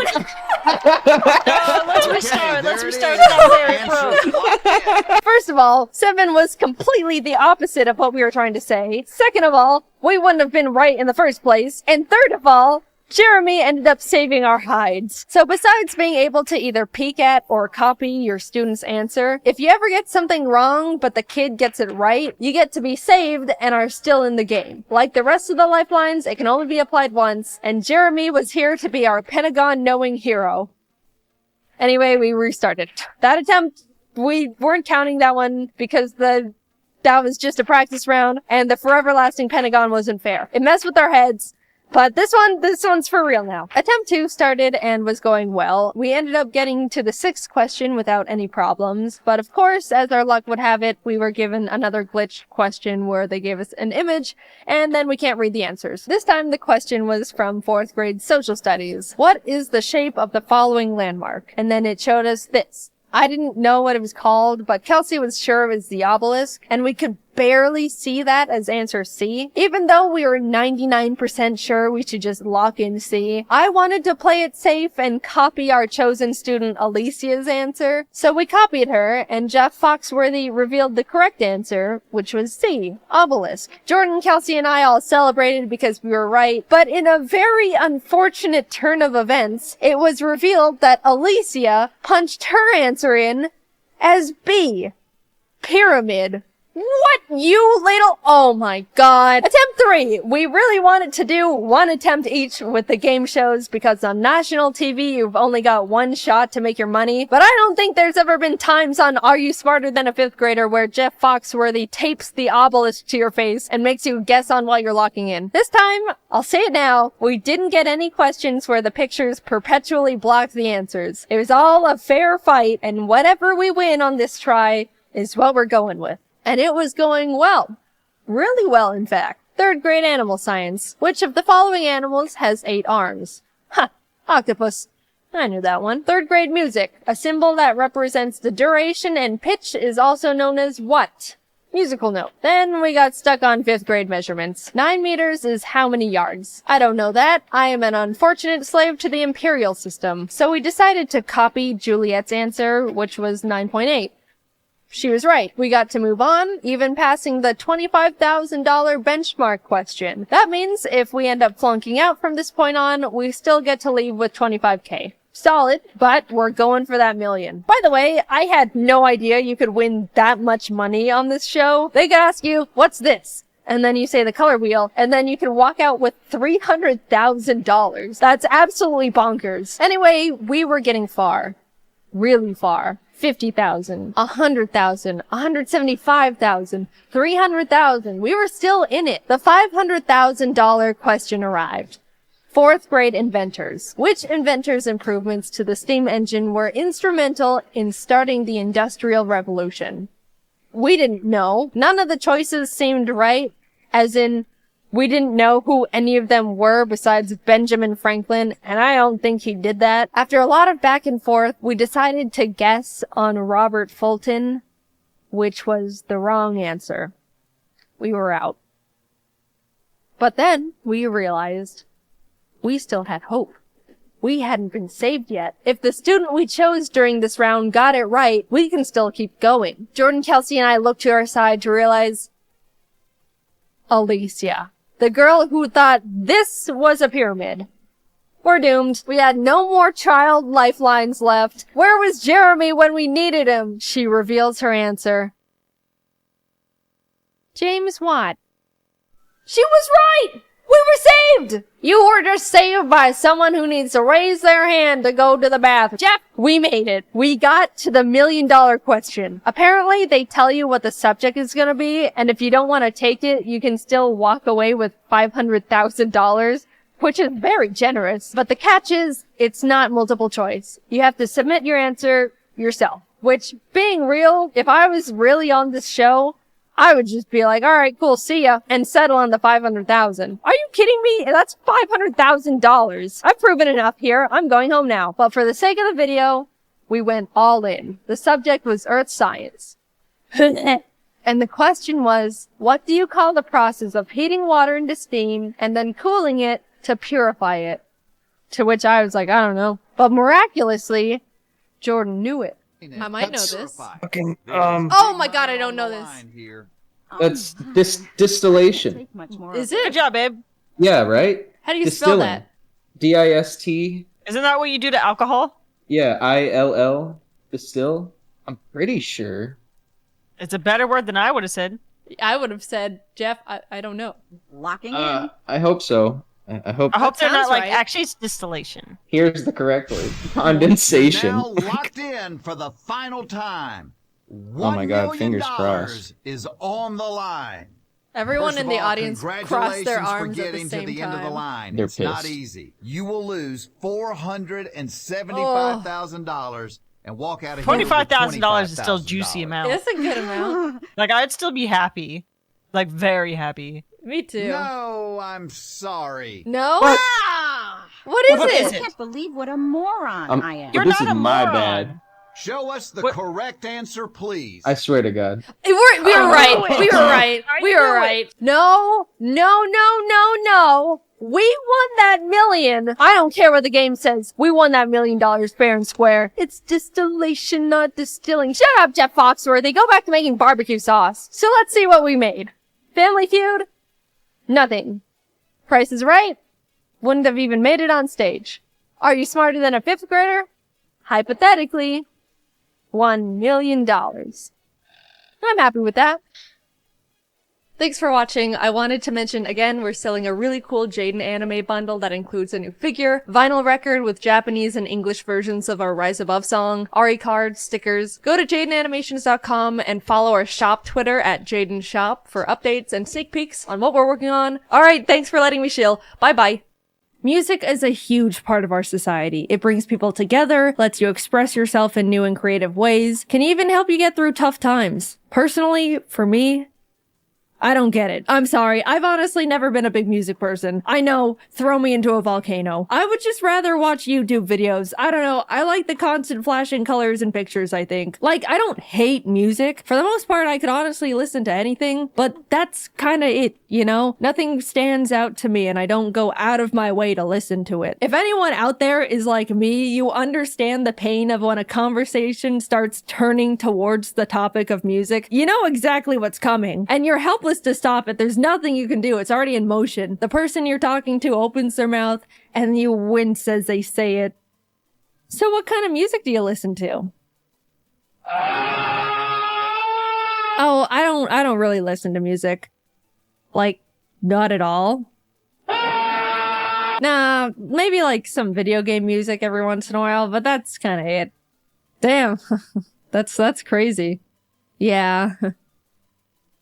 And after that conversational stumbling, the person starts talking about the music they like, and you have to stand there and take it. Oh, that sounds cool. I should give it a listen. You're just lying through your teeth, not being convinced in the slightest, and will immediately forget every piece of information they tried to feed you. Even if I wanted to look it up later, my brain goes, get this out of here immediately. We've got to make room for the 4-hour-long video essay about Freddy Fazbear. Basically, I don't connect to music the way the majority of people do, and no one, including me, is happy about it. Look, I've tried to contribute in my own way, but no one else listens to the Mario Kart Cheeseland theme in their free time. It's good. No one believes me. Now, on a completely unrelated note, a while ago I wanted to get into a hobby that was fun and active at the same time because I do not move if not incentivized to. And that's not good. I'd like to still be fully functional at the age of 30. So after a bit of soul searching and digging around in the old ideas jar, I decided to try out DDR. I got a dance pad, downloaded some fun video game songs and anime intros to Dance Dance Revolution 2, and I got really into it. It was the most active I've been since high school. I was doing cardio for hours on end. Who am I? After playing my batch of custom songs for a few months, I decided to download some more stuff. And that's when I casually thought to myself, I wonder if there's any good Vocaloid charts. Now, to start a completely new tangent again, Vocaloid is a voice synthesizer program, yada yada yada. Basically, it's robot voices you can control to write songs, and there's different characters based on what voice you use. The most common example, you know her, you love her, is Hatsune Miku. Yep, strap in folks, we're finally talking about Hatsune Miku, my beloved. My history with Hatsune Miku is a bit all over the place. I first got really into her in high school. I don't remember exactly how, but I probably just stumbled onto some of her popular songs while browsing YouTube one day. Either way, I was obsessed, and that was the first instance of me actually listening to music, which, as you know, was groundbreaking. I loved Hatsune Miku so much that in my senior year of English class, the teacher told us to write a PowerPoint presentation about anything we wanted. Most kids talked about, like, ending racism or recycling or something like that, but I decided my presentation was gonna be about our girl, Hatsune Miku. You know, just as morally important as ending racism and preventing global warming. Of course, I disguised it as a presentation about our hologram concert's gonna be the future of live music, but it was really just an excuse to gush about Miku because I desperately needed that outlet. I was a lonely child. Honestly, I'm not even sure how I mustered up the courage to do that presentation in the first place, because as the shy art girl who never talked to or hung out with anyone, it was a bold choice for me to talk about something considered so strange and nerdy at the time. I started my presentation and immediately was like, oh my god, what the hell am I doing talking about a holographic Japanese pop icon in front of my normie-ass classmates? I regret every moment I didn't stop myself from getting right here. After playing Miku's viral World Is Mine performance for the class, one of the, like, popular girls was like, that was cool, can we watch another? And I thought she was making fun of me, so I just sat back down. As much as I loved Miku back then, my anxiety got the better of me, and I slowly drifted away from her because I didn't want to feel like a social outcast. It's a dog-eat-dog world when you're a teenager, and you know it. We were all just trying to survive out there. I'm sorry, Miku. I was weak. Fast forward to current Jaiden. I've grown up a bit, and more sure of myself, learned some life lessons. Am not surrounded by self-conscious teenagers 24/7. I'm now sitting here in front of my computer screen with a choice. Should I choose to yet again repress myself from pursuing a niche and uncommon interest because of self-conscious fears? Or am I gonna choose self-healing and growth and allow myself to fully re-explore the world of a Japanese virtual pop star to play DDR2?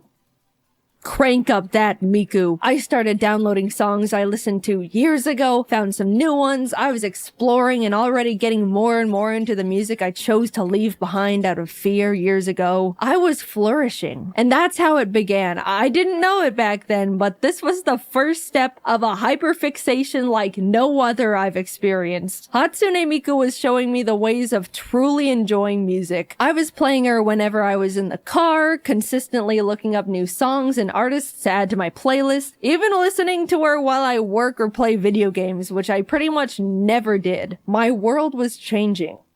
and it was all hers. This wasn't just the music either, it was straight up about Hatsune Miku. I've never been a figure collector, but I started buying so many Miku figures I had to get a custom shelf in my office just to display them all. Dude, it's such a double-edged sword to be into Miku, because the fan base is constantly being fed. New Miku this, new Miku that. Gorgeous figures are coming out like every month. What am I supposed to do? Not buy them? Every house needs to have at least one Miku. That's a feng shui rule. Also, a huge oversight on my part. When I got my Miku shelf installed, I wanted it above my computer. It turned out great and displays them really well, but when I'm actually sitting at my desk and want to look up and admire my figures, all I see is accidental upskirt shots and I feel so bad. I'm sorry, Miku, I'm not trying to disrespect you, I promise. It was a miscalculation on my part. So whenever I'm at my desk, I just don't look up. As most of you probably know, Pokemon invited Jacob and me to Japan to attend the Pokemon World Championships back in August. That was super fun, and the video of that trip should be up by now if I'd planned things correctly.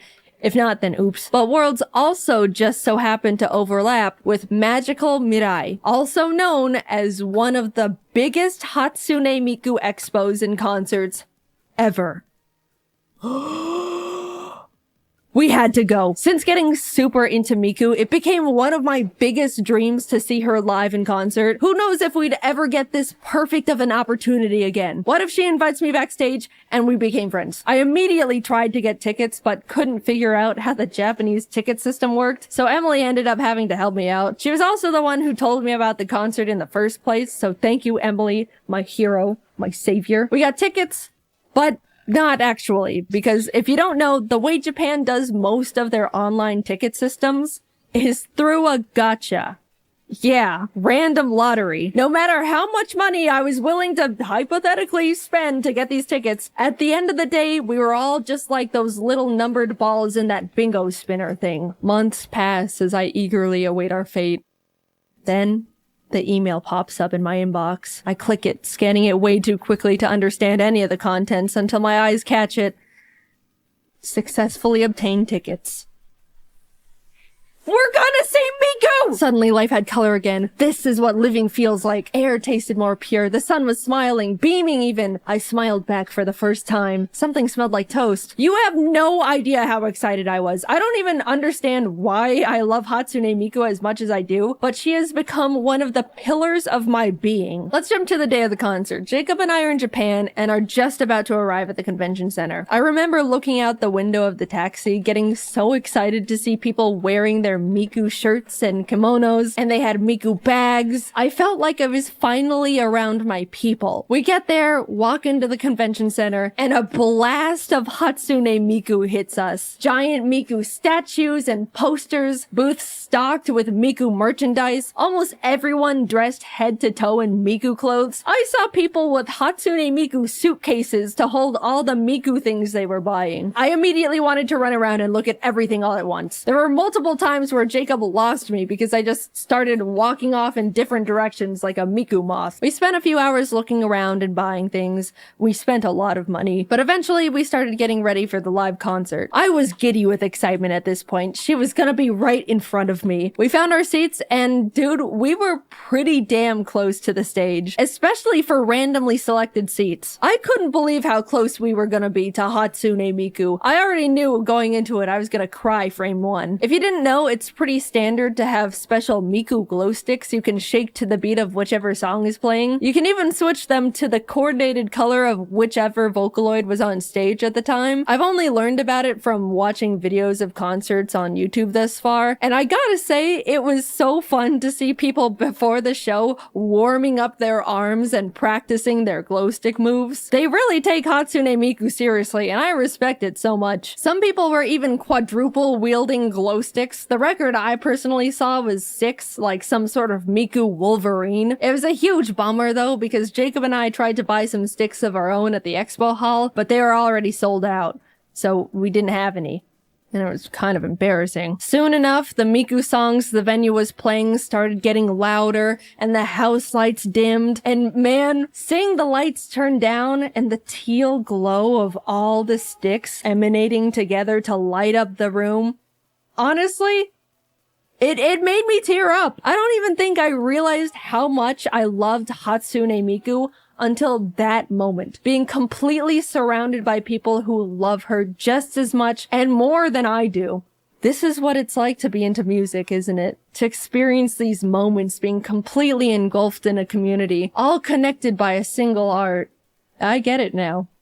It's beautiful. The room glowed Miku blue and everyone was cheering and shaking their glow sticks, anticipating her appearance. All the Vocaloids were introduced one by one with text on the hologram screen. Mako, Luka, Kaito, Kagamine Rin, and Lan. And then Hatsune Miku. The crowd went ballistic. I could already feel myself holding back tears. A little digital poof explosion goes off, and there she was. Right in front of us.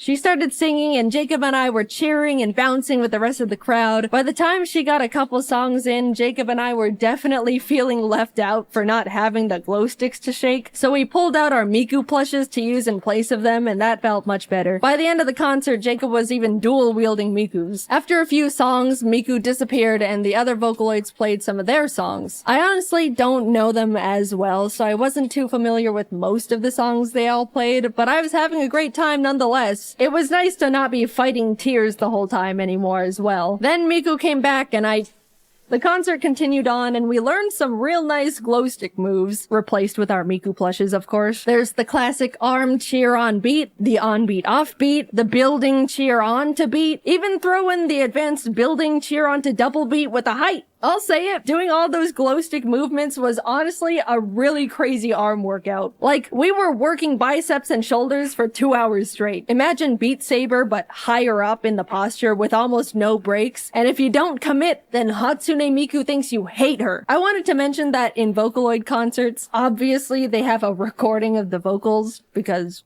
you know, but all the other instruments were absolutely real. There was a live band playing all the songs for the entire set. In the middle of the concert, there was even a nice little appreciation moment showcasing all the band members by name, accompanied by a little solo they got to play. I'm a big bass fan and would love to learn how to play it one day. And I know bass players get super neglected because everyone wants to watch the cool guitar players, so I gave extra attention to the Miku bass player. They definitely noticed me cheering for them, probably because I could tell everyone was watching the guitar players and I was the only one actually looking at them. And the bass player smiled super wide and raised his bass to me, and I just thought that was a nice moment. Appreciate your bass players, guys. They need it. Anyway, the concert went on. There were awesome lasers and sparklers, fun costume changes from all the Vocaloids, great set list. Shout out to the guy in front of us that was there with his girlfriend and definitely more excited to be there than she was. Finally, it came to the encore. We had to convince Miku to play one more song. You know how, at least in America, people are cheering and screaming for an encore? Well, Japan is like so quiet and polite. They were saying it like a suggestion. It was so quiet. Kind of just a long session of applause with a whisper of Miku. Miku. Like, if I were Hatsune Miku, I would have questioned if they even wanted the encore in the first place. Also, we were asking for the encore for like 5 minutes straight. I was fully convinced she had left the building. But she came out for her last song. It was a blast. She was in her magical Mirai outfit for the year. And it was over. I've only gone to one other concert in my entire life, and it was because a friend in college had an extra ticket and invited me along. I didn't even know the band at the time. It was some random group called Fallout Boy or something. But I could have been to 1,000 concerts and still say this was the best one I've ever been to. I loved the energy, I loved how passionate and excited everyone was to be there, and I loved Hatsune Miku, and still do. I want to go to so many more of her concerts. It was a great event for me, and I want to relive it again and again. You might think it's weird, or you don't get it. It's just a hologram robot girl, right? That's totally fine. If you can't find it in Vocaloid, I hope everyone has the opportunity to connect with or find a community to enjoy like I have with Hatsune Miku, because moments like that concert are so incredible and I feel so lucky to have been there. I just want everyone to experience something like that in their lifetime. Getting into Vocaloid can be a bit intimidating, so for anyone that wants to give Miku a try or is just looking for a playlist of some of my favorite Vocaloid songs, I'm putting a link to a Miku playlist I've made and actively listened to in the description and probably the comments too. If I can convert at least a few people into Miku fans, that's a win in my book. I hope you enjoy. I am off to apply for more tickets to another Miku concert. Bye-bye.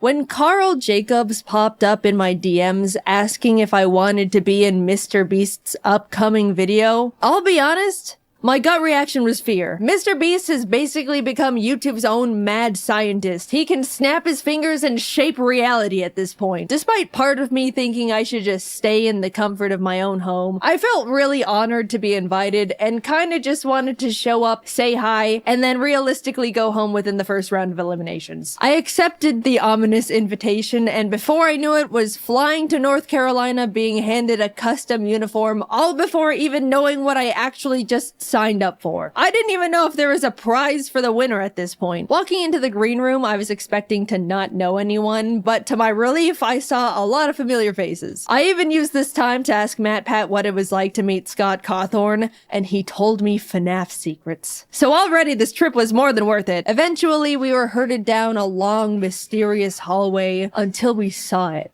The Mr. Beast cube. After everyone was filed inside, we were told the last person to leave the cube would be deemed the winner. And also win $1 million for their subscribers. This is for $1 million?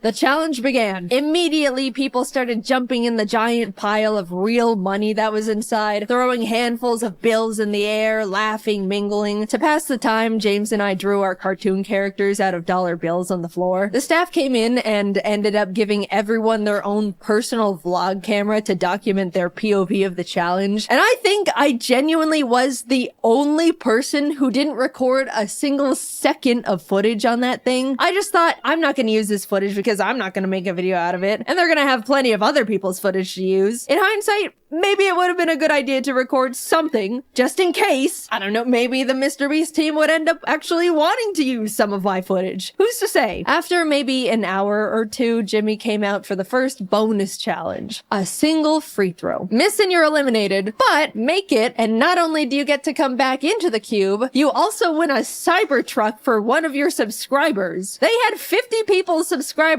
just in a room waiting for something to happen. I'll be honest, when Jimmy explained the extra credit challenge, I was like, hell no, I'm not going up to miss a free throw and leave immediately after nothing's happened yet. If my subscriber back there knew what was going on, they 100% would have understood they weren't getting called up for nothing. If I remember correctly, maybe 2 people ended up making their baskets and 3 people were eliminated. I could be wrong. I don't remember because I didn't vlog it. While chatting with friends, Ludwig walked up and asked if I wanted to do a dice bet. With nothing else to do, I agreed. And to no one's surprise, I lost. And an evil expression washed over Ludwig's face. Alright, since you lost, I want you to walk up to Kai Sanat and introduce yourself with, "Hi Kai, I'm Jaiden. So which of my videos have you seen?" Maybe I should have just missed a free throw. "Hey Kai, there's someone I want you to meet." "Hey man, I'm Jaiden. Nice to meet you. So, which of my videos have you seen?" Excuse me? Holy shit, I'm gonna kill myself. "Oh, so which of my videos have you seen?" "Oh, I'm sorry, I haven't seen any, I don't think." "Ha! That's okay. Nice meeting you, bye." Kai was super chill and nice about it, but oh my god, I wanted to rip my skin off. I'm stuck in this cube with him until further notice, and it's all Ludwig's fault with his stupid dice. I hate it in here, let me out! Oh, hi Jimmy. We were told to gather up in groups of 5, designating one as a team captain who will have immunity for the next challenge. I was with James, Schlatt, Ludwig, and Charlie Moist Critical, using the dice to choose the captain. This time, I actually rolled highest, but reassigned it to Ludwig because I couldn't cope with the idea of possibly being responsible for a teammate's elimination. And then it was revealed captains would just have to assign their teammates a shape for the Squid Game Honeycomb Challenge. Okay, well, I definitely overthought that one. I had triangle, James got circle, Charlie was star, and Schlatt unfortunately got umbrella. The 10-minute timer began, and everyone started deploying various different strategies to get their cookie shape out. Charlie used a new technique called huck as much spit as you can into the tin to dissolve it all. It was really gross. He ended up filling the tin almost to the top with spit. By the end, 2 people with stars were eliminated, and not a single umbrella made it through. Bye, Schlatt. It was very funny seeing Mr. Beast lift the lid off Charlie's tin and immediately reel back in disgust, though. A total of 14 out of 50 people have now been eliminated, leaving 36 people. Honestly, that was good enough for me. Losing at any point going forward was already further than I was anticipating. We were fed our little thing of rations and left to wait again. It probably doesn't seem like long in Mr. Beast's video, but it was like 9 p.m. by the time we began the second real challenge. After being directed to choose a partner, James and I shook hands, ready to take on the next game as a team, and froze as it was revealed we had just chosen our own opponent. Another Squid Game tactic. I probably should have seen it coming, I just didn't expect the double up. The Beast staff revealed the next challenge as they rolled in a giant Jenga tower. Winner stays, loser walks. Unfortunately, the very first game of giant Jenga between KSI and AJ ended up taking literally 2 hours. Doing the math in our heads, we all kind of figured we probably didn't have the time to play Jenga for the next 30 hours. But just as AJ won, KSI hoisted him over his shoulders and ran out of the cube. No! Huge drama! Everyone was freaking out. AJ was stunned. No one knew what to do. Was that legal? Can you just carry people out of the cube? Jimmy had everyone take a vote, and pretty much everyone opted to bring AJ back in. Yes, out of the kindness of our hearts, but also out of fear of being manhandled. So since giant Jenga was a bust, production ended up scrambling to try and find like 12 sets of normal Jenga at midnight in North Carolina. A feat that seems impossible, but I feel like Jimmy could just call up the president of Jenga and have it all delivered via helicopter within 30 minutes. It took a bit, but the slightly larger than normal, yet still reasonably sized Jenga towers were all set up. As our game was going on, James and I ended up making a pact that whoever was eliminated would relay to the outside world that the other was okay, because we didn't have our phones, by the way. Our friends only knew we were in the Mr. Beast cube and haven't responded for 14 hours. Our game of Jenga was pretty intense. Eventually it got to the point where as I was watching James pull out a final piece, I realized there wasn't any left for me to safely remove. I'm about to be eliminated. And a flash of bliss washed over me. Sure, I'll be gone, but that's okay. I'll be set free into the outside world again. The cube is harsh, unforgiving. It's taken so many of my friends from me. The glass floor is hurting my butt. I'm ready to go now. And deeper into the trenches I went. James being eliminated meant I was moving on to Cube Day 2. What a miracle. Watching the rest of the Jenga games was like watching an active war zone. People were focusing, cheering, sweating, praying. Towers were falling one after the other at the feet of now eliminated players. It was brutal. And also still taking way too damn long, man. Can I go to bed? The last game left to finish was between Quackity and a popular Brazilian creator, Enaldino. Apparently, when it was revealed the challenge was Jenga, Enaldino turned to Quackity and admitted he was a Jenga pro. Quackity had never played. Not the situation you want to be in. Quackity half-jokingly asked Enaldino if he wanted to play rock, paper, scissors instead, to which he replied, no. Which, you know, fair. But 3 hours into this single game, the two of them were neck and neck. Genuinely the most cracked round of Jenga possibly ever. Everyone in the cube was gathered around watching Quackity slowly pulling out the very last piece in this skeleton of a Jenga tower. Just as he was about to make it, Enaldino asked, rock, paper, scissors? Quackity looked up at him. Muito tarde. It was over. Enaldino tried to hang in there, but in the end, he fell. 18 people were now eliminated. Alright, it's 3 a.m. Let's go to bed. I genuinely thought they would let us go back to our hotel rooms for the night, but man, Now this is just great. I won myself a ticket to a night in the Mr. Beast cube, sleeping next to a bunch of people I barely know, and I was probably just gonna get eliminated first thing in the morning anyway. As I was getting ready for bed, Kai walked by. Hey, I gotta check out your videos sometime. Oh, I'm sorry, man. I lost a bet to Ludwig and he made me say that. Oh, shit. Okay, damn. Oh, well, that makes falling asleep a bit easier. Thank God he only thought I had a huge ego for 19 hours straight. Crisis averted. In the morning, production had to prep for filming again, which meant they turned on every single light in the building, flash banging all of us. They were turned off, and then these loud-ass brrrr sounds from construction started blasting. They turned the lights on again a few minutes later, but this time in a crazy strobe light effect for some reason. After breakfast rations, Jimmy returned, pointed to the entrance hallway, and in walks I Show Speed. With too much energy for a group of people that just had the weirdest sleep of their lives. Alright, you guys have the chance to vote Speed into the cube to join you in challenges. The kind thing to do was to let him in, but we all just survived trenches no one could even understand. We were trauma bonded together. And also, it wouldn't be fair. The majority of us moved to the voting side of no. Admittedly, me too. Mainly because I was a bit scared of him. Speed looked at Kai. At least shake my hand, man. You're gonna pull me out. As the two of them argued about a friendly handshake, Ludwig stepped up. I'll shake your hand, Speed. His hand now extended to Ludwig. The moment their hands touched, Speed started yanking Ludwig towards the outside world. We all started screaming and panicking. We couldn't lose one of our cute brothers like this. Ludwig was holding onto the support beam for dear life. Some of the guys managed to pull him back in, and as Speed walked out, unable to take any souls with him, he exclaimed, "This ain't the last time you're gonna see me, and I remember all y'all's faces."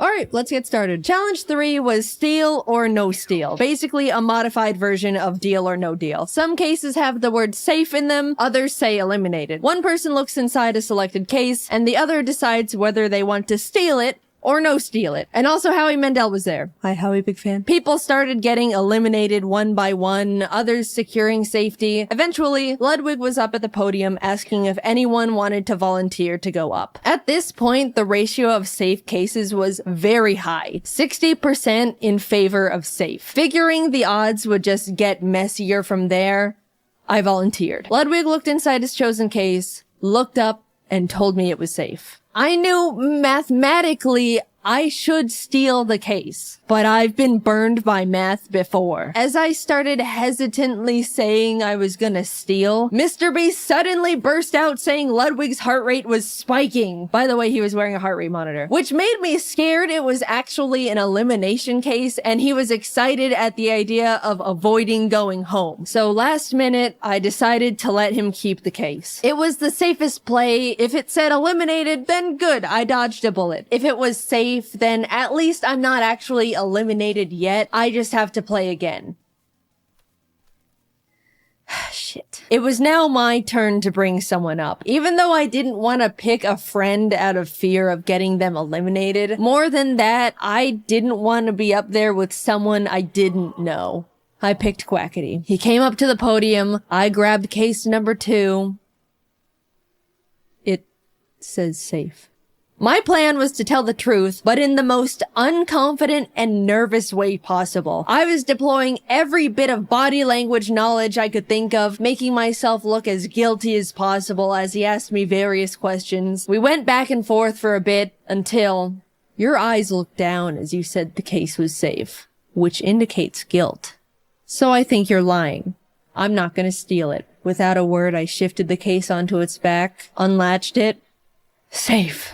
It was worth sleeping in the cube! Oh my god, the relief, you have no idea. After everything finished, a bunch of people walked out, and unfortunately, Quackity ended up being one of them. 10 people left. I know it's a dog-eat-dog world inside the cube, but when you're left to sit with your fellow contestants for hours on end between challenges, waiting for Jimmy Beast to send you all through another round of cube stress, you really start bonding with the survivors. It was pretty sad watching them go. Hours passed until the Jimmy death bell struck again, and we were told to partner up once more. Alex and I had really gotten to chat and hang out together as the only girls left at this this point, so we paired up. Everyone was blindfolded and told to sit tight until they were ready, which is ominous. The two of us were strategizing and figuring out each other's strengths and weaknesses for whatever was coming our way, only to be unblindfolded and see the entire cube transformed into a kitchen. It was a cooking battle.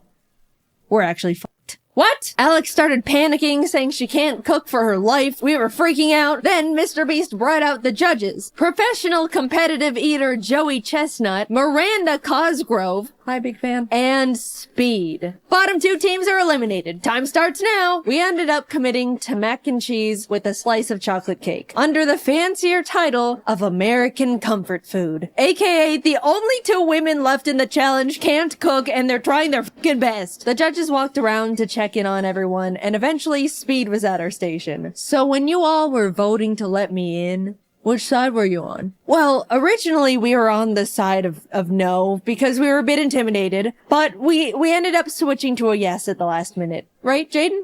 Yeah. I switched. Alright, cool. 'Cause you know I don't forget, right? Yep. Later on, during the challenge, Mac and Nolan from the Beast team came up to ask what we were making. At the time, I was grating up Feastables to sprinkle onto our cake for decoration, and I thought, oh, it would be funny to have them ask what we're making, and it's just their own brand of chocolate. So I was like, close your eyes and open your mouth, and gave Mac a piece of chocolate, and immediately, without chewing, he was like, is this Feastables? And I was like, yeah. And he kind of stood there for a second with his mouth still open, and Nolan was like, oh, he's allergic. And they both had to leave. Oh my god, guys, I felt so bad. I apologized so much when he came back. Max said it was fine and is a good sport about it, but I still have so much guilt about being such an idiot. Ludwig and Amixem presented first with their fried chicken and asparagus dish. The judges all really enjoyed it, giving them a total of 26 points, which is really unfortunate because I definitely thought Speed was gonna hold a bigger grudge against Ludwig and tank their score. We were up next, and thankfully they really liked our food too. Joey was the first to score us and ended up giving us a 10 out of 10. And in the moment, as a joke, I wanted to turn around and flip off Ludwig as a, friendly fake gloat, but I accidentally turned around and flipped off Amixem, and I felt so bad again. He was not the intended target, and now I was just being rude, and this challenge was going horribly. Not because of the cooking part. I've just been non-stop fumbling socially. We also got a total of 26, putting us at a tie with the French boys. But now, Logan Paul and Nick DiGiovanni were presenting. And I haven't mentioned it yet,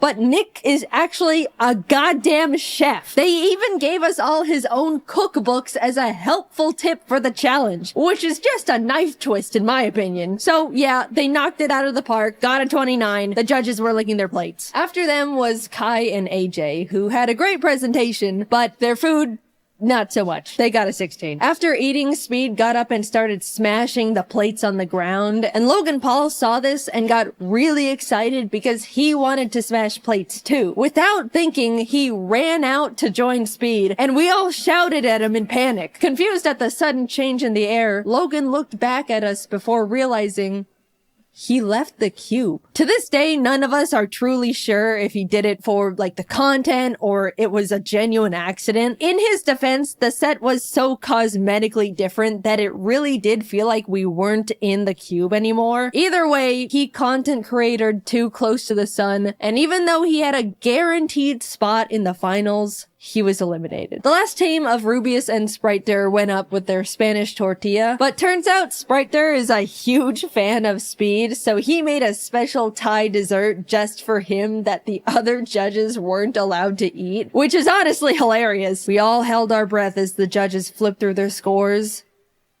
22. Alex and I made it to the finals. I never in my life thought I was gonna be getting this far, and suddenly realized I need to actually think about what I would do if I won. I went into this thing not even knowing if there was a prize at all, and was now facing the reality that I could win the whole thing. Hours passed as the five of us sat together in the cube until Mr. Beast emerged for the final time. Someone was about to win $1 million for their subscribers, and it all came down to this last challenge. Honestly, among the group, there wasn't a single person I thought didn't deserve to win. Everyone left were good people who all wanted to do something really positive with the money. It was great getting to know them all over the course of 2 cube days, and I was really proud to be standing next to them in the finals. 5 briefcases were piled in the center, 1 for each finalist. We were to each take one, peek inside our chosen case, and within the next 10 minutes, discuss who to vote out. If you're voted out and your briefcase is empty, you're eliminated. But if you're voted out and your case has the $1 million inside, you win instantly. It was basically like reverse Among Us. The first round started, we all grabbed a case, peeked inside. Holy shit, I grabbed the $1 million case round 1. I started shaking. I didn't know what strategy to use. I didn't know how to make myself look like I should be voted out. And during the discussion time, it definitely showed because I was really quiet and nervous the whole time. The 10-minute discussion wrapped up. We all unanimously wrote our votes down, and it fell into a tie between voting out Ludwig and somehow me. It could end right here. We had a few minutes to discuss again and recast votes, but Alex and Nick were able to figure out I voted for myself, so Ludwig was eliminated. The cases were reshuffled. We each grabbed one. I pulled it again. In that moment, I froze. Since I was in the hot seat last round, I was probably gonna fly pretty under the radar this time. Someone else is gonna be voted out, and I statistically will not see this case ever again. If I'm not voted out here, I basically lose. The second round began, and it was pretty much a blur from there. I was trying to talk more because being quiet last round got me found out, but was still flying too under the radar. Amidst trying to keep up with the conversation, strategize, and hold myself together, I couldn't find my win con. But with a few minutes left, Amixem said something that I think shifted the entire game. What are the odds Jaiden pulled the $1 million case twice? There it was. Gambler's fallacy, save me. Save me, gambler's fallacy. I couldn't mess this up. I don't know what to say to that one. Everyone's attention was now on me, and I could tell they were all thinking about what was just thrown into the ring. We all looked down at our papers. I wrote my name as quietly as possible, worrying the sound of the letters were gonna out me. Jimmy read them all out. Jaiden. Alex. Jaiden. Jaiden. They voted me out. I slowly walked to the middle of the podium with my briefcase. In that moment, I was the only one who knew what had just happened. Everyone leaned in as I unlatched the case and revealed the $1 million. I won! Confetti cannons blasted. Everyone immediately started congratulating me. All the eliminated contestants left in the green room ran out screaming and jumping around me in celebration. I started to tear up for some stupid emotional reason. So yeah, I won $1 million to give away to my subscribers. That is a Looney Tunes amount of money. First of all, top 5 all agreed that whoever won the $1 million would give the other 4 $100K each to do something for their subscribers too. So a total of $400K will be going to Ludwig, Alex Botez, Amixem, and Nick DeGiovanni. With the remaining $600K, I decided to put it towards paying for as many people's art degrees as possible. It's really scary going into the art field right now between the animation industry hitting their rough patches, AI threatening to take artist jobs. The overall career path is extremely intimidating and difficult to break into. I'd really like to encourage and make it easier for some of the up-and-coming artists by being able to send them through art school stress-free. I have no idea how to set it all up, but I'm currently working with as many qualified people as I have available to me to make it happen. As my and Mr. Beast's team figures it out, I'll keep you all updated through my Twitter. We'll get it sorted. I entered the Mr. Beast cube ready to just talk to my friends and screw up in the first challenge, but instead I was isolated from the world for 48 hours, watched my peers fall one by one in front of me, and left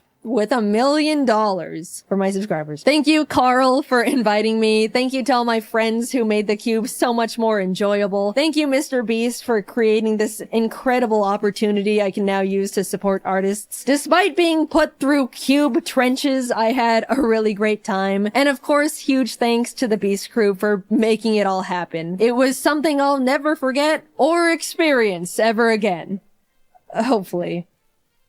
If you're an artist currently enrolled in art school and are hoping to have some of your tuition paid for with the cube winnings, you can now apply through the form I'll have linked in the description and the comments of this video. The form will be available for a week starting the day this video is uploaded, so be sure to check the calendar and apply before it's closed. I assume there's gonna be a huge amount of applications we have to go through, so expect a few months wait before we announce the winners. Thank you for your patience. I'm not sure how many people we can financially help out because everyone's tuition will be vastly different, but I'm looking forward to going through your portfolios and hearing your stories. Thanks for watching, and thank you to my team for dropping everything to work on this sudden video jump scare. Alright, until next time, bye-bye. Let's start off being honest right off the bat.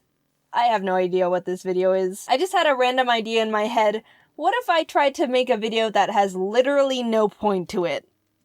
So here we are. Over the course of like a month or two, I started jotting down some of the random things that have crossed my brain and stuff along that line. Not the kind that are philosophical or have a deeper meaning, just the stupid ones.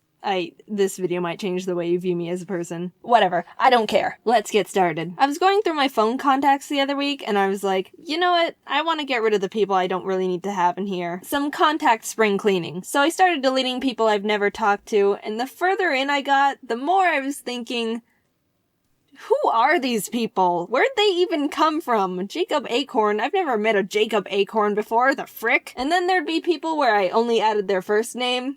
Ashley, I'm assuming Newberry? Yeah, delete. I don't talk to her. Ooh, wait, wrong Ashley. Well, I accidentally just permanently erased some other Ashley from my life. Also, that whole process made me realize I have way less friends than I thought I did. Like, I didn't have too many to begin with, but I deleted a lot more people than I thought I would, and my contact list is far smaller than it was before. What if dogs were the humans of the earth? Like, instead of a human society, it was dogs. What would they create? Would they build a government? What would their education system be? Would they create dog hobbies and dog sports? I'm not talking about the typical throwing frisbees and tennis balls. Maybe they'd create a game where they wear face harnesses with a scoop that can hold a ball, and they have to toss the ball into a hole on opposite sides of the court, each hole providing a different amount of points depending on its difficulty. Kinda like soccer or football combined with basketball. And there's teams, so they need to strategize and work together to win against the other dogs. Would they create art and music and invent things? Do they have passions that we couldn't think of? Like, if humans were just a wild animal, it would be much harder for us to realize that, say, playing a saxophone was your passion, because, wild animals can't invent saxophones, silly. So you'd never discover that side of yourself. But what if dogs could discover their passions and creative sides like humans? I'd want to go to a dog art museum and see what kind of art they'd make. Aren't you curious? If dogs had the intelligence and creativity of humans, what would they do with it? Could they run Earth better than we are? In a weird way, I'd kinda hope so. In horror movies, why is it always the piano that's the haunted, pretentious, scary instrument? I've seen the scenarios where pianos play themselves, the keys are smashed down to make a really ugly sound, maybe the occasional lid will slam down and kill someone. Is it because people see them as elegant yet ominous at the same time, setting up a good atmosphere? I want to watch a horror movie where instead of walking into a big empty room with a haunted grand piano in the center, a character walks into a big empty room and sees a ghost playing.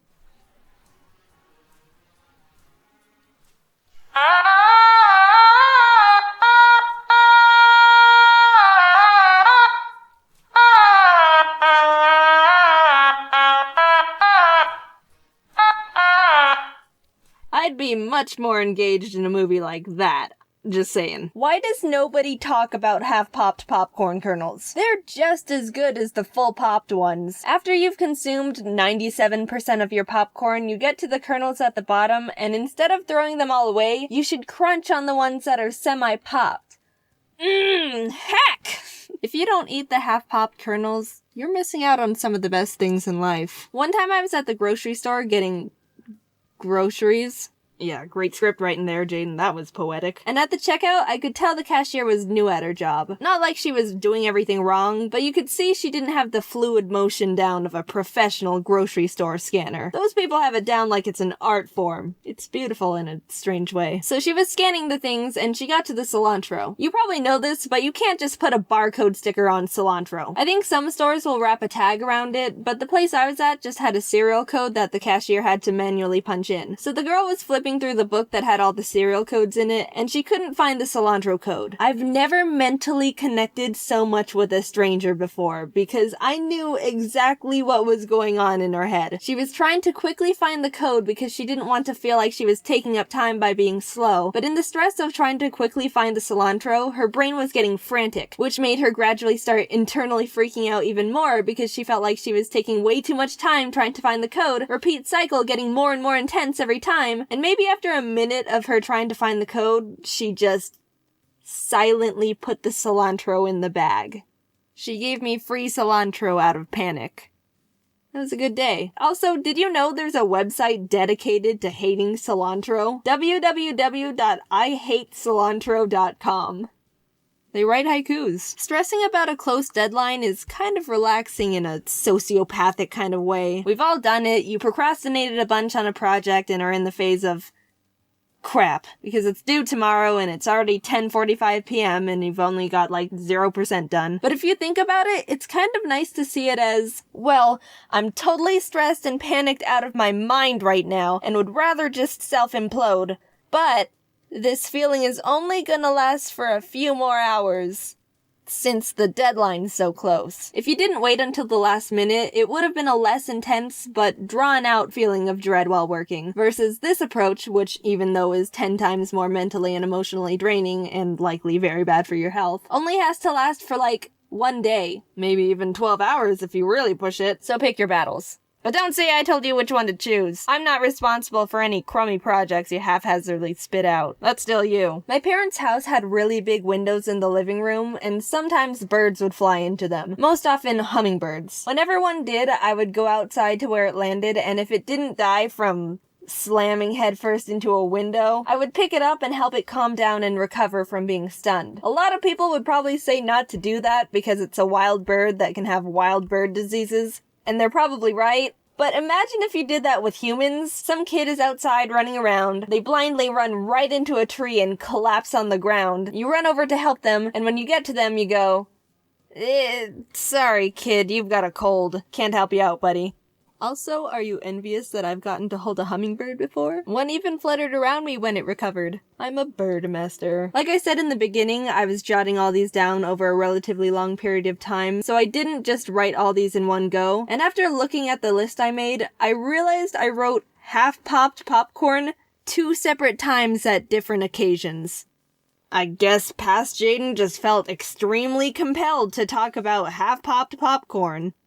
It is really good, though. Why do kids on the internet feel the need to tell their age so frequently? You see it all the time. I'm 13. I'm 6. I'm 2. Is there a reason they do it? Do they think it's vital information they need to convey? Whenever I see a comment that starts with, I'm 9, and my brain kind of automatically writes off whatever they're about to complain about, I'm not saying people these ages don't say anything valuable to me. I really enjoy seeing, I'm 6 and really liked your video, because then it feels like that message was written with full child pureness. You know the kind. They're still innocent beings that haven't experienced the cruelness of reality yet, but any other time, it's just a detail that adds nothing else to their statement. One time I got an email that said, I love your vids, I'm 7. So I responded with, thanks. I'm 19. Do they feel like they're obligated to express their age? Do they think they're asserting dominance? Is it an accomplishment to them? More mysteries I have yet to find out. I'm not gonna lie. I won't lie. This is definitely... No, this video was really fun to make. It was so different and experimental and all over the place. I don't know, I just had so much fun making it. I was thinking about doing a video like this for a while, just like little random topics that aren't enough to make an entire video about on their own. I haven't seen anyone else do this kind of thing before either. I could be wrong. Maybe there's like hundreds of people who already made videos like this before and I'm not being creative at all. If so, then okay, whatever. Again, it was pretty experimental and just I don't know, I kind of like the chaos and unpredictability of it. If you liked this format, I'd totally be down to make another one sometime. But if you're like, wow, Jaiden, this was the suckiest video that ever sucked, then I probably won't make another. That wouldn't be a smart move on my part. Well, I had fun. And that's all that matters. Also, see you at VidCon.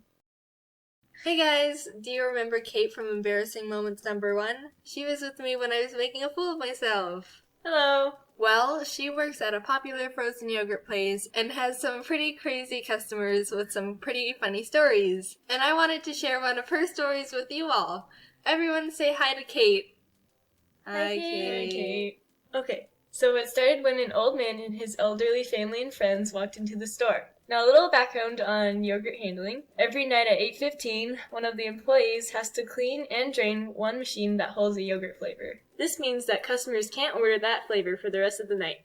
My coworker, we'll call him Kevin, was over draining the salted caramel flavor, which just so happens to be the most popular yogurt flavor. Since Kevin was over handling the machine, I was the one who had to take the customers' orders.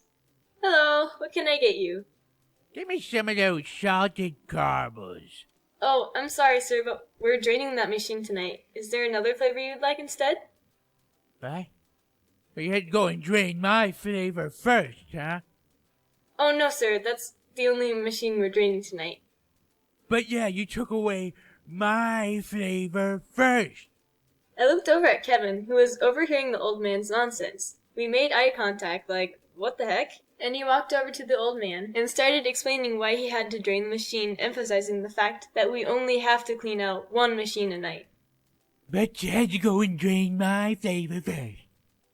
By this time, we figured that the old man was just crazy, and there wasn't any way we could reason with him, so we stopped trying to explain, and Kevin started suggesting other flavors he might enjoy other than salted caramel. Is the vanilla any good? I want that. Okay. Then after the old man's group finished their order, they all grabbed the yogurt and walked outside. Did you ring anyone up? They all left pretty quickly. No. Did you? No. Turns out they all left the lovely old man to pick up the entire check by himself. Serves him right. After figuring out all the costs of each order, Kevin says, Okay, so your total is going to be $27.89. Are you lying to me, Kevin? What? You made it extra expensive, didn't you? No, sir, I wouldn't do that. Is he telling the truth? Because I got a feeling. I don't like that look. No, sir, you can trust Kevin. He's very trustworthy. Kevin started trying to explain even more, but the old man cut him off again. I don't trust ya. Okay. So now, it was just me and the old man. So your total is $27.89. Well, thank you, Kate. While paying, he tried to make a little bit of pleasant conversation with me, as if that whole dramatic situation didn't even occur. And then he gave me a tip. Yeah, just make sure that dimwit co-worker don't get none of that cash, all right? Kate, you earned it. That's just for you. Oh, thanks, sir. Have a nice day. Okay, you too. And then he walked away. So basically what the moral of the story is old men can take their frozen yogurt very seriously. So be careful out there, everyone. Hey guys, welcome back! It's really been too long, and I apologize for not uploading an animation for 2 freaking months. But I hope you guys can forgive me, and I will try to upload more during the summer. Anyway, I have a few important things to say. 1, do you notice this beautiful fan art that I put in the end card? I decided that I want to include your talent, so if you want your fan art featured at the end of an animation, I have a link for that in the description. Also, if you haven't seen my FNAF 3 animation for Cupquake, you can find that in the other animations I've made playlist on my channel. Basically, if you haven't seen me upload something in a really long time, you should check that playlist just in case I made an animation for someone else and it's on their channel. One more thing. I opened up an ask.fm, which is like a little place that you can ask me silly questions. I've only announced this through Twitter so far, and I've already answered so many questions, and it's so much fun. Anyway, thank you guys for watching. Don't forget to follow me on Twitter for little updates and silly things I might say at Jaiden Animation, because I can't fit the freaking S of Jaiden Animations in the Twitter tag, which really bothers me, but whatever. Also, if you're into artsy stuff, you can check out my DeviantArt, where I can fit the S, so that one is Jaiden Animations. Anyway, I'll see you guys later. Goodbye! High heels. They're the type of shoes that are supposed to make girls feel really beautiful and glamorous. And yeah, for the most part they do. But then, there are those girls who are embarrassingly uncoordinated and they have the complete opposite effect. I'm one of those girls. Whenever I try on shoes that have a heel of more than 3 inches, I become a hazard to everything around me, and I will most likely fall over and break something. Now, I'm pretty tall already, being almost 5'7", so I don't really need the extra height. But there are those situations where I'm going to a fun dance with some friends, and I want to have some cute shoes to match a dress or a little outfit I'm wearing. So, heels become a big option. I go to the store, I try some on, and I pretty much look like I'm trying to walk a tightrope at the circus.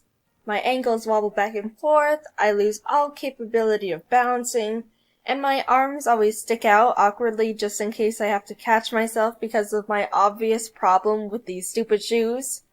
If you want a visual, basically, imagine a giraffe that was just born, and someone straps roller skates to its hooves, and is trying to teach it to roller skate across the street. It just doesn't work. Actually, my mom finds my heel problem hilarious, and whenever we're out shopping or looking for shoes, it doesn't even have to be heels. She always tries to make me put on some ridiculous 10-inch heels that this store has that are basically at the same angle of Mount Everest that no mortal should ever be able to walk in, just so she can laugh at me, probably break my neck, walking down the aisles. Basically, I try to avoid heels as much as possible. Actually, it's pretty funny. The first homecoming dance I ever went to, I wore Converse shoes, just to avoid any possible injuries. So, if you ever see me at like a dance or something really formal, you can expect me to be wearing anything but heels. For your and everyone else's safety.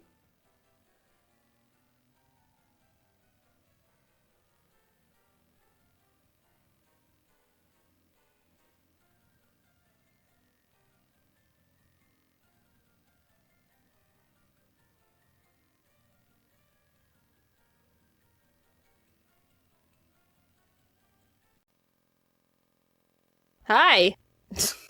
Oh god, I don't know how to start this. So, it's about time I remake this channel's introduction video, because the old one was the very first video I ever posted, and I cannot even look at it anymore.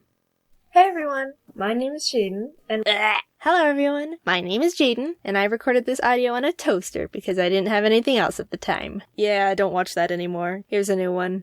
So, hello, I'm Jaiden, and I make stupid animations about my life and stories and stuff. Hopefully they're funny.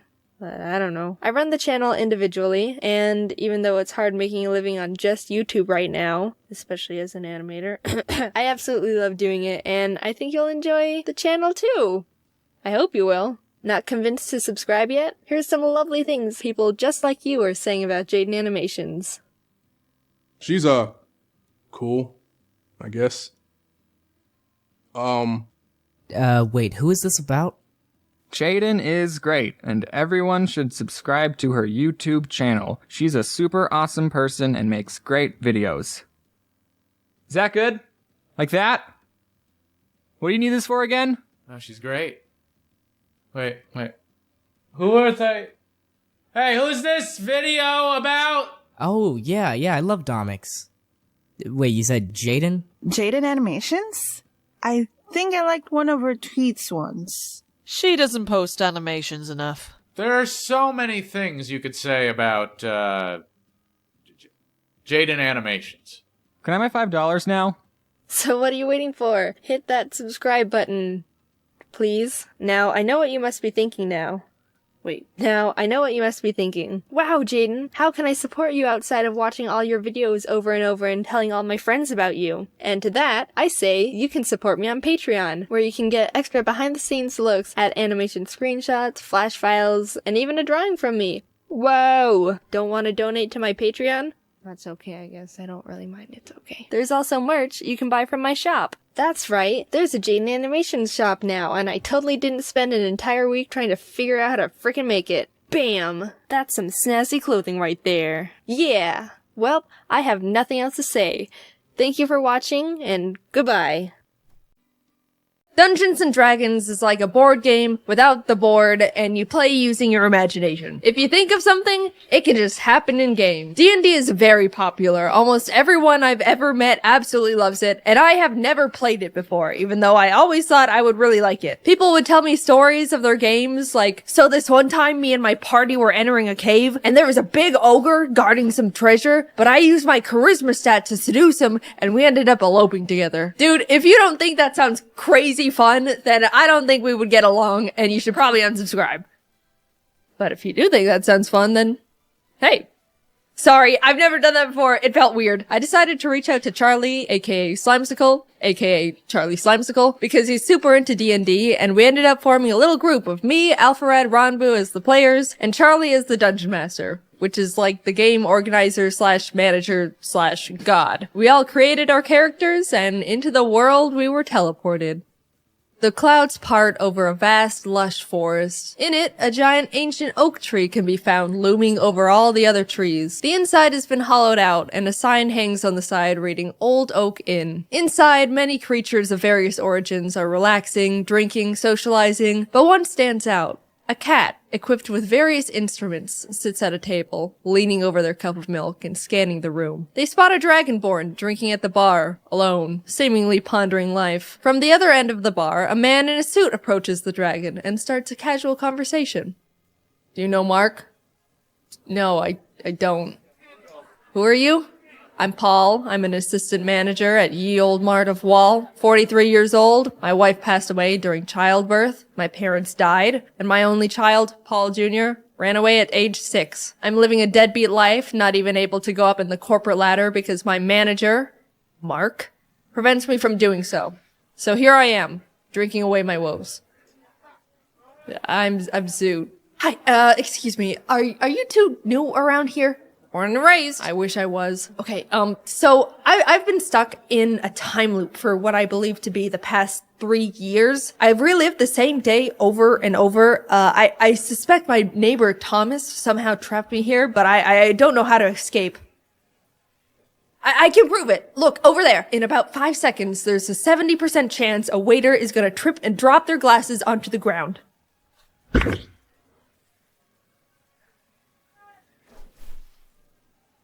Well, alright, it's a bit impressive, but, like, it's gonna take a bit more convincing because that wasn't all that. Suddenly, a sheep crashes through the tavern windows and starts rampaging around the inn. It's going straight up crazy, knocking over tables, knocking over people. Paul mentions it's got something in its mouth, and the sheep immediately stops and runs straight up to him. As Paul takes what seems to be a scroll out of the sheep's mouth, Zoot whips out their mace in an attempt to pepper spray the sheep, but slips on a puddle of rum and accidentally sprays Paul, who just is disappointed at this point. The three open the scroll, and Zoot, recognizing it's a speak with animals spell, translates it, casting a huge shockwave and blasting everything in its radius. Hello? Can you understand me now? Why the f did you try to spray me with mace? Zoot and the sheep start bickering as Paul and Tholomew just stare at them. Just forget it. I'm no ordinary sheep. I used to be human and was cursed into a sheep's body. My name is Luop, and I need your help becoming human again. Please. Alright, Lop. Well, it's Luop. Come on, guys, let's go. And for some reason, they all went along with it, still not understanding what the hell is going on. Maybe, they both thought, they could find their arch enemies, Mark and Thompson, along the way. The group is walking through the woods. Bartholomew is very on edge, feeling like something isn't quite right. The tree line is shifting in unnatural ways. Oak trees are turning into birch. The bushes are rustling. Zoot spots various random animals along the path and picks up a turtle, which they add to their inventory. Paul tries to pocket a turtle of his own, but it turns out to be a rock, and is then mauled by a cougar. He ends up unharmed, though his adventure suit he changed into is now ruined. Zoot feels bad about Paul not getting a turtle, so they offer to let Paul name theirs, to which he chooses Paul Jr. They eventually reach a clearing with a large stone outcrop covered in engraved shifting runes. Carved into a stone is a large bronze door with a face on it. Hello! You should try to impress it. Oh, okay.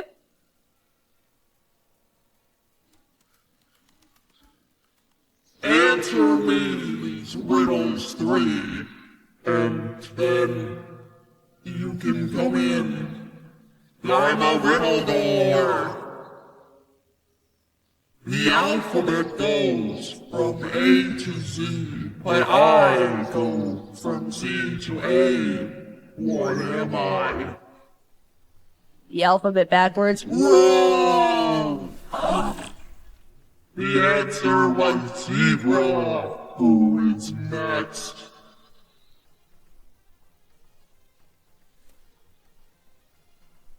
I move without wings, between silken strings. I lead, as you may find, my substance behind. I'm gonna say a spider, because I got the butt strings. Correct! You may pass. Wait, but can you turn our friend back? Oh yeah, double or nothing. Answer this next riddle, and your friend will be turned back. I creep and crawl with no eyes, legs, or ears, but I can move the earth with my peers. What am I? Can you use it in a sentence?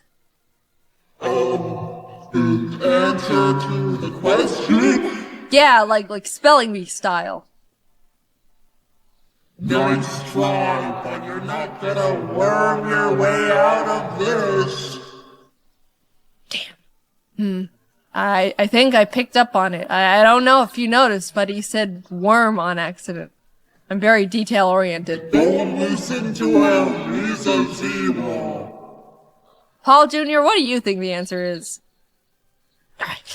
Turtle! Turtle, final answer! It's a worm! Correct.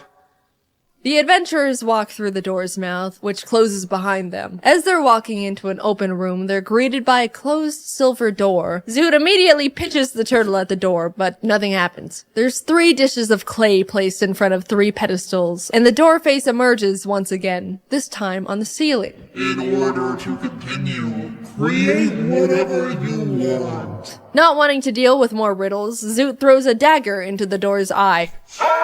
Dude! Fine, I'm not helping you with this one. The group, now lost with no direction, decides for some reason to all start eating the clay, even feeding some to Paul Jr. and Lwop against their wills. After all the clay has been consumed, the pillars glow red and more clay drops down from the ceiling, resetting the puzzle. Out of ideas, they decide to do what the door face suggested. Bartholomew sculpts a crown, Zoot rolls out a worm, and Paul builds a penguin. They all place their creations on pedestals, which sink in and beam green before the lights turn out and everything goes dark. They flash back on and suddenly all their creations have come to life in weird clay flesh bodies. Paul cleaves at his penguin with a great axe, nearly cutting it clean in half, revealing that the inside is just more clay. The worm monster looks at Zoot and says, "It's wormin' time!"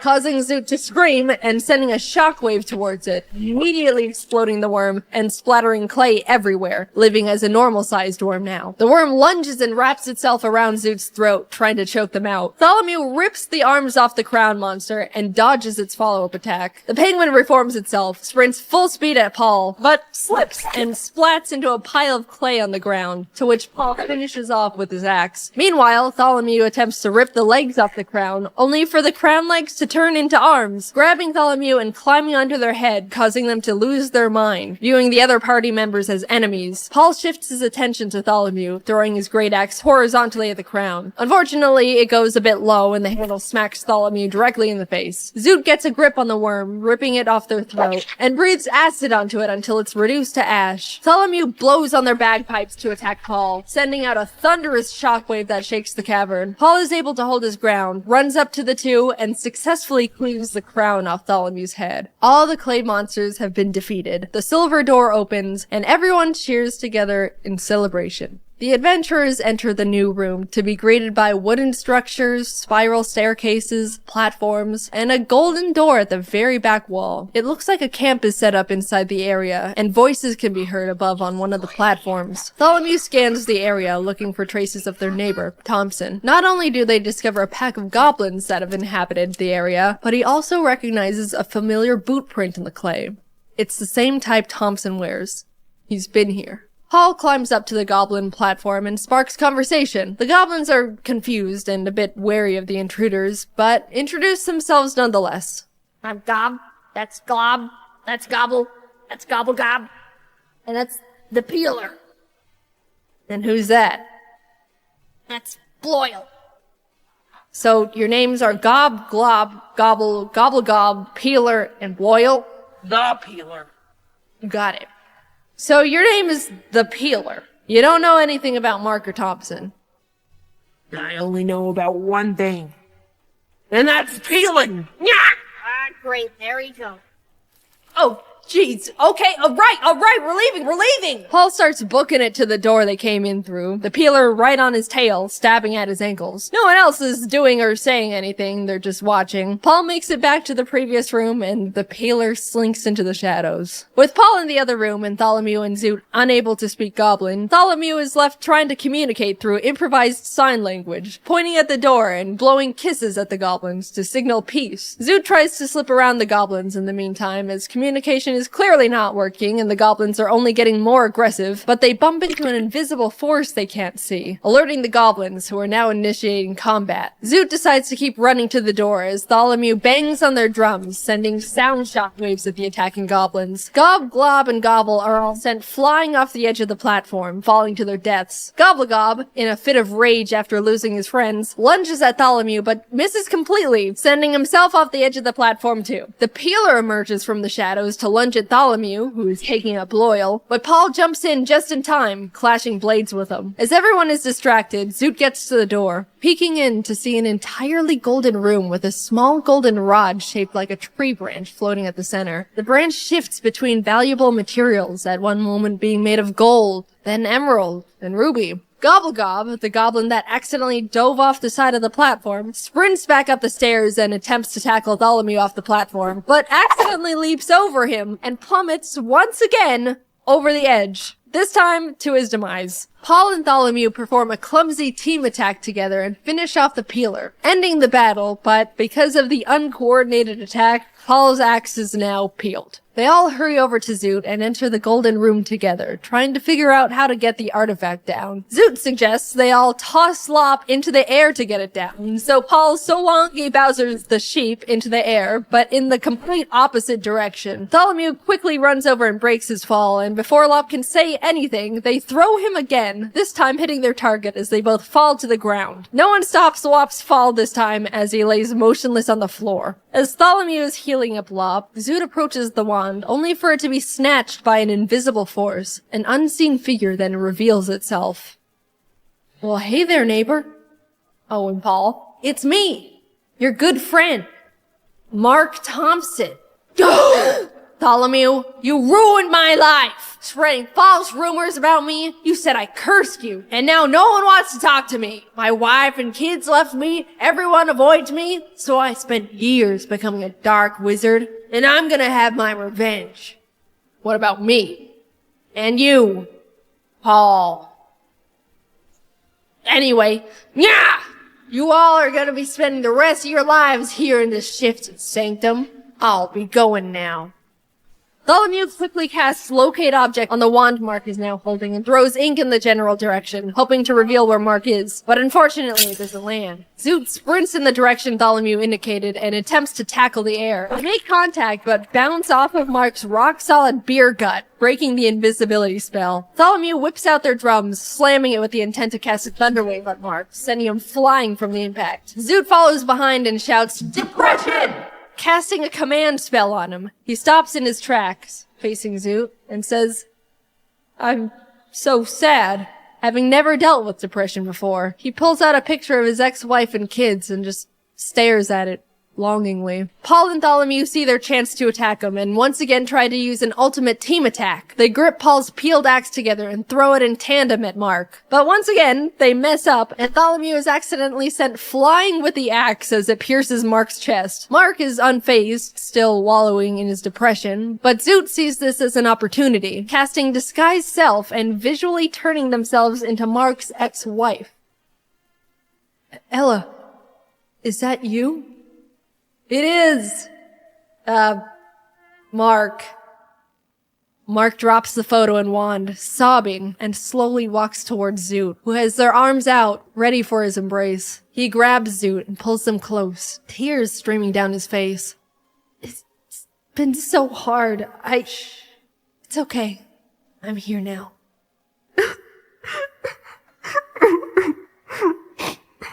Zoot pulls back, just a bit, just to look into Mark's eyes, which are sparkling with tears, and proceeds to acid blast him point blank from the mouth.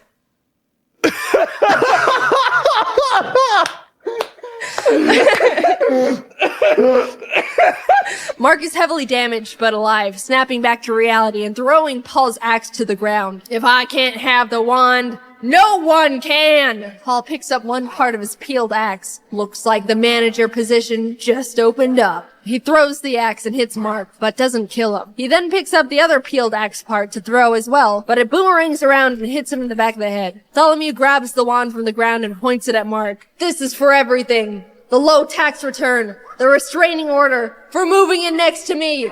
You're my personal hell!" Mark turns to Paul while being zapped by the wand. "Would you still let me be your manager, even if I was a..."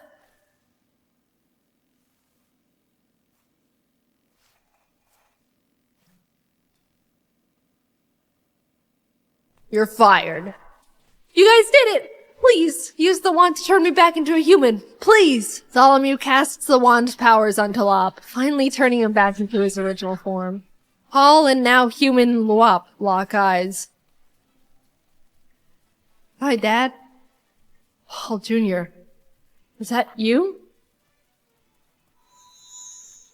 Oh! Paul and his long-lost son, Paul Jr., embrace. The wand, now all out of magic, crumbles into dust, and the party exits the cave. The bomb is detonated, and the explosions erupt behind them as the group walks off together.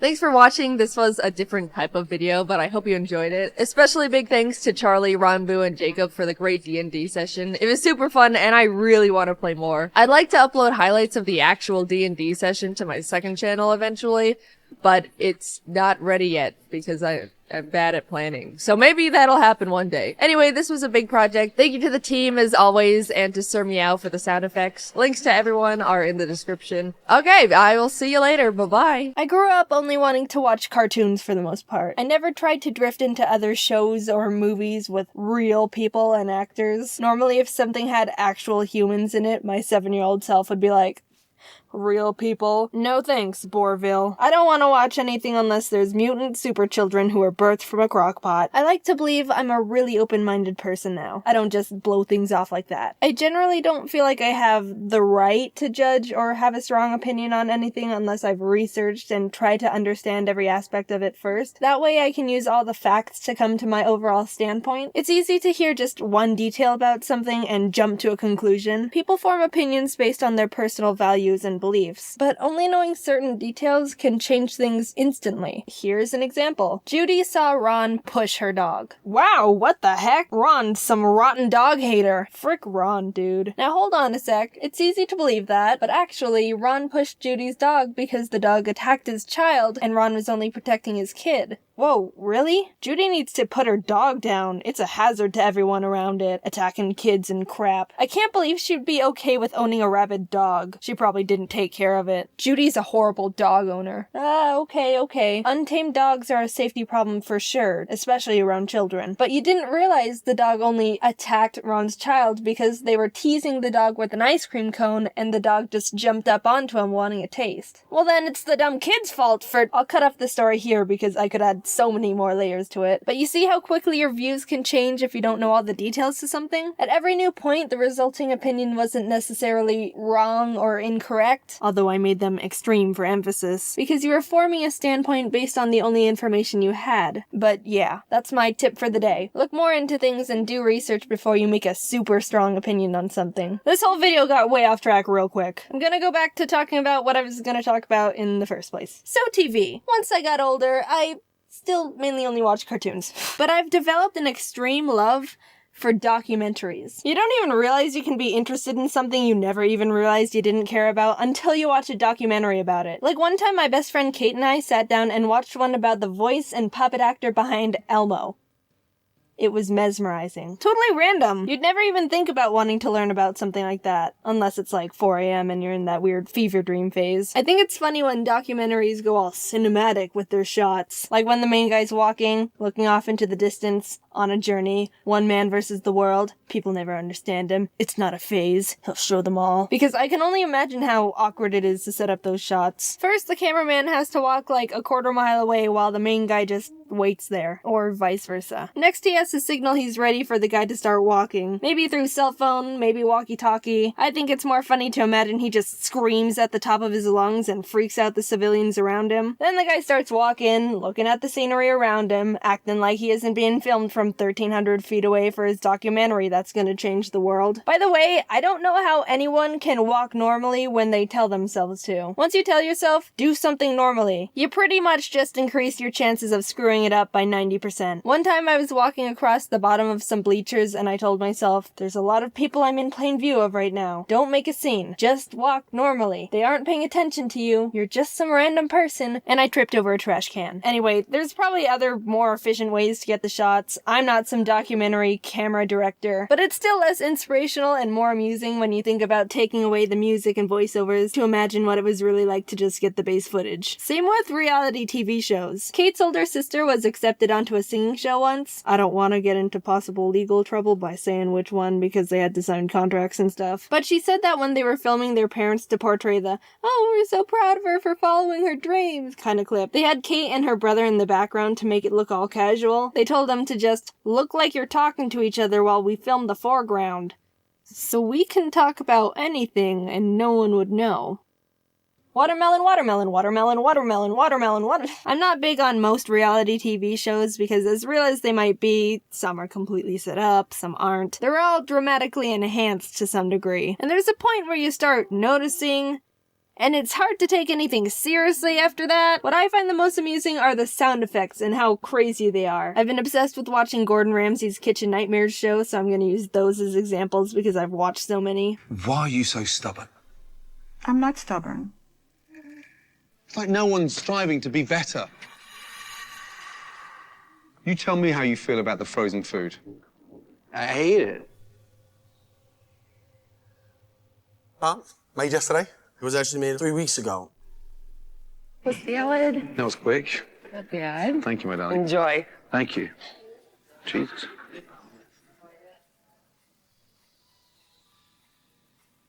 This one is Natural with white natural. cheddar. Oh, this is award-winning. Yeah. Great. And why is the fillet butterflied like that and cut like that? He cuts it off and then pounds it thin. He beats the crap out of a fillet to tenderize it when it's the most stunning cut. Wow. You're still yawning. Doesn't look too appetizing. It doesn't look appetizing at all, no. Whoa, whoa, whoa! Did you catch that one? Does that sound familiar?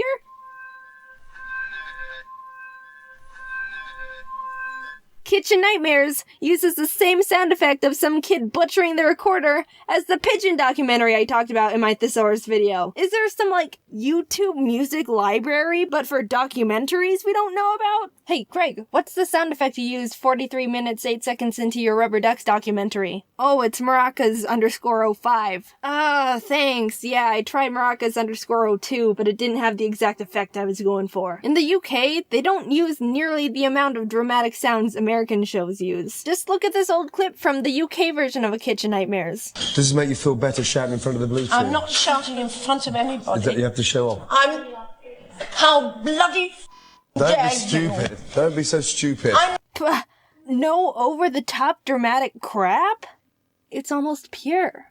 Here, I'll fix it American style. In front of anybody. Is that you have to show off? I'm... How bloody dare you? Don't be so stupid. Putting everything aside here, I freaking really love all of Gordon Ramsay's shows. I have a problem. I've watched, like, all of the Kitchen Nightmares. I love MasterChef. I love Hell's Kitchen. I love Hotel Hell, even though I've only seen, like, 1 or 2. I haven't watched Gordon Behind Bars yet, but I still love it. I've never had the answer to this before, but if someone came up and asked me, who's your favorite celebrity?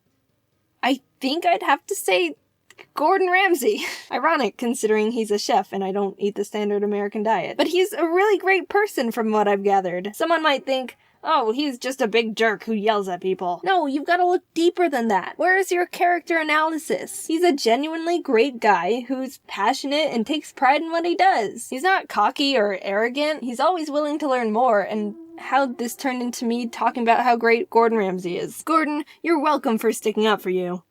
Even though you can obviously handle it yourself. Anyway, I've gotten off track enough in this video. If you're ever bored, I recommend just binging the whole Kitchen Nightmares YouTube channel. They've got, like, one of the funniest comment section communities on the entire YouTube platform. Shout out to Kitchen Nightmares and Gordon Ramsay. If you ever see this, I love all your stuff and you're considered my favorite celebrity, I guess, now. I don't know. You know, I've never given shoutouts or anything like this before, and it's a bit funny the first one I'm doing out of all the people is to Kitchen Nightmares and Gordon Ramsay. How about, yeah, let's end the video with a shout out from the comment section. Yeah! Let's see, this person said to give a shout out to me. Alright, big ol' shout out to me, everyone. Okay, no more shout outs, so don't ask me. Bye. Just because I know there's gonna be some people out there who are gonna be like, Jaiden, you said you don't like reality shows because they can be staged or exaggerated, but then you say you like all these Gordon Ramsay shows. What the heck? Yeah, I normally am not a fan of reality shows, but I like these ones, okay? I can accept the fact it may or may not be dramatically enhanced and still enjoy it. So, also, by the way, since you're here, my buddy Ryder, or Foot of a Ferret, made a brief history of me, so you should check that out. He's a cool dude. Sorry if this sounds weird. My wisdom teeth are like, hey, we're gonna rip through your gums right now, and I'm in excruciating pain and can barely move my jaw. I've been putting off scheduling an appointment for the dentist to rip them out because I didn't want to be in pain recovering for a week. But here we are, man. Irony, am I right? Lesson learned. Teeth are jerks. Why can't they just cooperate with the rest of your body? Like, my arm never decides, hey, we're gonna grow another finger, because it freaking knows I don't need another one. This is a group body effort, teeth. Stop bringing down the team. Also, see you at VidCon Europe. Remember when Pokemon sent me every single one of their Gen 5 sitting cuties for me to rank? Turns out they really liked that video. So much, in fact, that they said, hey Jaiden, awesome video. Why don't you come to Japan to watch the Pokemon 2023 World Championships? Our treat. You won't have to pay for your flights or hotel or nothing. I've been to Japan once before in my entire life, and it was back in 2018 with my family. We did a bunch of fun little Japanese tourist things. It was a phenomenal trip, but ever since then, I've always wanted to go back and do all the awesome nerdy stuff Japan has to offer that I didn't want to bother my family with. At the time, they didn't even know who Luffy was. They would have been so lost. So when Pokemon extended their hand and offered to fly not only me, but Jacob out to attend the biggest Pokemon tournament in the world, I jumped for joy. Free trip to Japan! The tournament was only going on for a single weekend, but Jacob and I planned to stay there for 3 whole weeks to do a bunch of said extra nerdy stuff. We were pumped. Eventually the time came, Jacob and I were packing up all our stuff and decided we both would bring an extra suitcase so we could treat ourselves a bit and buy a bunch of cool stuff while we're there. Don't judge us. We're anime and Nintendo loving impulse buyers going to Japan. A game plan was needed. We were being responsible. 2 extra suitcases was definitely gonna be enough. Yep. Equipped with our extra luggage, we headed off to the airport. Pokemon straight up gave us business class seats. We didn't ask for them or anything. So when we boarded, we realized we had the seats where you could lay down. There even was some sort of seat divider that acted like a car window, so I could roll it down and bother Jacob whenever I wanted. Quick little 11-hour flight later, and we were in Japan. It was time to have the best trip of our lives. I'm not joking. I had the most incredible trip and got to do things I won't ever forget. And I won't, because I've now plastered it onto the internet forever. We landed midday Japan time, so we decided to go to the first thing we wanted to see while abroad. Japanese McDonald's. I couldn't order anything except fries, but Jacob and I both dropped our jaws when we saw something called the Double Big Mac on the menu. I thought Americans already went big with the Big Mac, but Japan did the impossible, just to send a message. What a magical place. Let's begin with the next morning. Pokemon planned a bunch of cool stuff for the creators and partners they flew out, beginning with a group field trip to the Mega Tokyo Pokemon Center. Jacob and I woke up early for it and missed the bus they had for us. And it totally wasn't completely my fault entirely because I hypothetically didn't read the schedule correctly and was taking my sweet time getting ready. Why would you think that? So we had to take the trains on our own to get there. Anyone that remembers my first Japan trip knows the trains were me and my family's mortal enemy #1. We kept getting it wrong and it was failure after failure the entire trip. You'd think that with all that prior experience and struggle, I would have grown as a Japanese train understander, right? Nope, we got on the wrong train. But at least we were having a good time, haha. After a lot of freaking out and mental strain and regrets, we finally arrived at our destination, and although by the time we got there they had already finished looking at the Pokemon Center, we were able to grab a quick snack with the group at the Pokemon Sweets Cafe. I meant to take a picture of the Pikachu waffle before I ate half its cranium, but I forgot, so this is what you get. Now that we were with the group, we were able to travel with them for the rest of the day, so we packed into the bus and headed off to a traditional tea ceremony where we were taught all about how the tea masters would make tea and tea etiquette and all these things about the significance of tea in Japanese culture, all while getting to taste the tea master made. Again, I meant to take this picture before I took a chunk out of the little sweet they gave us, but here we are yet again. I'm just not that great at this. They also served us a really special lunch of super fancy bento boxes, like so fancy that the host was like, dude, I've never even had these bento boxes before. I was super excited, but I don't mean to be ungrateful or wasteful, but the box was full of super fancy, complicated fish and seafood. I knew going to Japan I'd have to be flexible with food because it's really hard to be vegan or even vegetarian there, so I really tried to eat as much as possible and look thankful. But yeah, I struggled a lot. But I still had a great time and it was an honor. We were dropped off at the Yokohama Chinatown and left to explore a bit until dinner in a few hours. Everyone separated into groups and Jacob, Stefan, the guy that sent me all the sitting cuties, you guys remember him, the guy named Steve, and I went and pursued the street food a bit before stumbling into a little arcade with a bunch of crane machines. I got this silly little bear minifigure. His name is Chico, so I decided to innocently carry him around in my pocket for the entirety of the trip. You know, because he was silly. This single action severely changed the course of my mental stability going forward. You'll see soon enough. But look at these cute photos I got with them. We had a great dinner, headed back to the hotel, got to hang out with our good old Pokemon rival Jan a bit, and called it a night. The next day we all got to do some private shopping at the Pokemon World's pop-up shop. I'll just say we bought way too much stuff that we also don't regret in the slightest. I even got this video of Jacob grabbing more and more sitting cuties as the workers kept reorganizing them to keep the display looking perfect. We walked out of there with 3 giant bags of stuff. But it's okay because remember, we anticipated this with our extra suitcases, which I am starting to wonder if they are going to be enough, but surely we will come down. We were then all taken to the creatures' offices. You know, just the place where they make Pokemon cards. It was gorgeous in there. They had these awesome sculptures of giant Pokemon cards with crystals, and all the walls were lined with 3D card art. It felt like I was in a building with a lot of significance. Because I was. We got a tour around the building, met the TCG card testers, and were able to ask them questions about their process. Even got to have a little Q&A session with Atsushi Nagashima, the game director of the Pokemon TCG. It was funny, one of the people in our group asked how they chose which Pokemon to make cards for. A good question. And then followed it up with, I really like Mantike, but there's only 2 Mantike cards that exist. And the assistant pulled up a list of all the Pokemon Mantike cards that have ever been created. And sure enough, there were only 2. The director chuckled and was essentially like, yeah, sometimes Pokemon get lost in the cracks. We kind of just make cards of Pokemon I like. For example, my favorite Pokemon is Gengar. And you know what? That actually makes a lot of sense. Also, we were able to have a Q&A session with the Pokemon card art director and 3 artists who actually draw art for the cards. That was super interesting, and I was so incredibly inspired by that discussion. But you know those Pokemon cards with the super cute clay art? That artist's name is Yuka Mori, and she was in that panel. I was so starstruck. Those are some of my favorite Pokemon cards. And not only that, but she hosted a little workshop for us where she gave us clay and taught us how to make little clay Magnemites like in this card here. Speaking of this card, she brought the actual original Magnemite for us to see. That was by far the coolest thing that I've ever gotten to be a part of. We got to meet a piece of genuine history. I felt like I was meeting the president. Also, here's me and Jacob's Magnemites that we made. Day 3 of our little Pokemon field trip, and we were taken to another Pokemon Center. This time in Shibuya, which was also right across from a Nintendo store.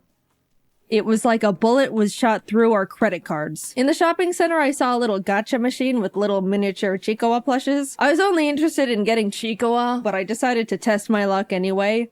And I got him first try! Now I had 2 of them. Yes, the original was still in my pocket. You can safely assume he is in my pocket for the entirety of this video. I've got pictures to prove it. Jacob snapped this awesome picture of the Chiikawa brain rot taking over. When we were looking around in the Shonen Jump shop, a little Japanese boy pointed at Jacob and went, Sanji-san, before his mother quickly yanked him away, and I still to this day laugh at that interaction. Poor kid saw his first blonde guy in real life and immediately thought it was Sanji. Later that day, we also got to attend the Pokemon Symphony, where a live orchestra played Pokemon songs, and it was absolutely incredible. Video game orchestras are so cool. It always tugs on my heartstrings to see video game music transformed into such a beautiful new art form. Highly recommend attending one if you have any favorite games or franchises. On to the first day of Worlds. It was exciting. People flooded into the venue. We watched the opening ceremony in the crowd. Just wow. This is the whole reason why we're here.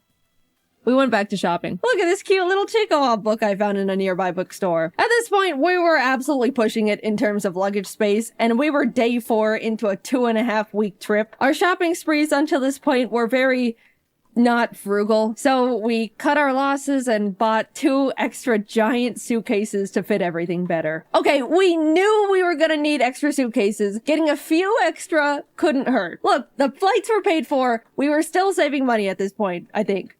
That's my rationalization. I'm going with that. Also in the mall were tons of Pokemon monitors straight up playing the World Championships. TCG, Pokemon Go, VGC. Japan treated Worlds like it was the Super Bowl. And it was just so cool to see one of my main interests so culturally celebrated. People of all ages would stop by to watch for a bit before going back to their shopping. I can't explain it, but it just made me very happy. We even got to see Wolfie live on the monitors.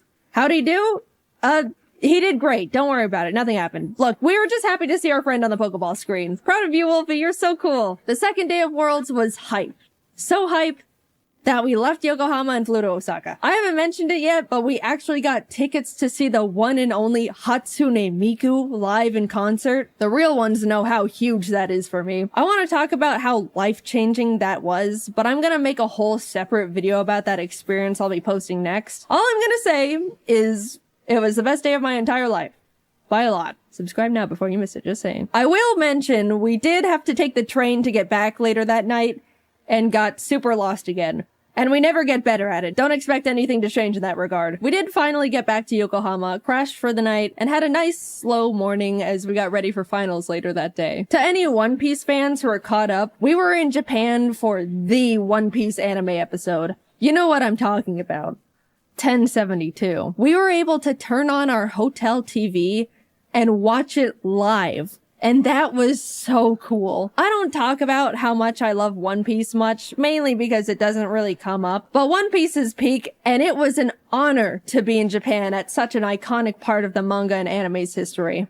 Anyway, back to Pokemon, sorry about that. We were able to watch the final VGC match live, got to chat and eat dinner with Wolfie and some other friends, had a late night hangout with Jan again, and that was about it. Day 7 meant it was time to pack up all our stuff from the hotel, say goodbye to Pokemon and Yokohama, and head on over to the apartment we rented for the rest of our stay just outside of Tokyo. At this point, we had filled up all 6 suitcases and multiple backpacks. I didn't mention it, but Pokemon gave us a truckload of gifts that we genuinely had no idea what to do with. We're grateful nonetheless, thank you Pokemon. But yeah, the taxi ride was a bit awkward. So, are you meeting up with some friends?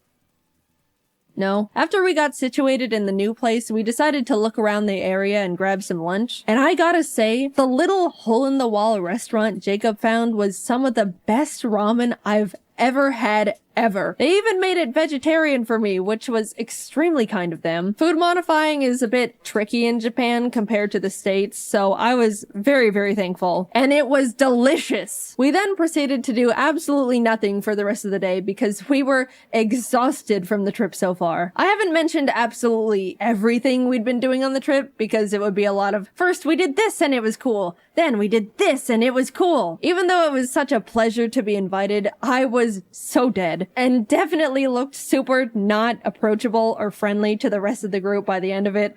Sorry, guys. But neither time nor Japan stops for anyone, so we had to keep on chugging along. There were a bunch of friends we wanted to see while in Japan, and one of them was Connor. He wanted to take us to what he deemed his favorite Italian place ever. I asked if it was like fancy Italian, to which I was given the answer of no. So we get there, having a great time, and suddenly we realize Junichi Masuda, the director of Game Freak, is there having dinner.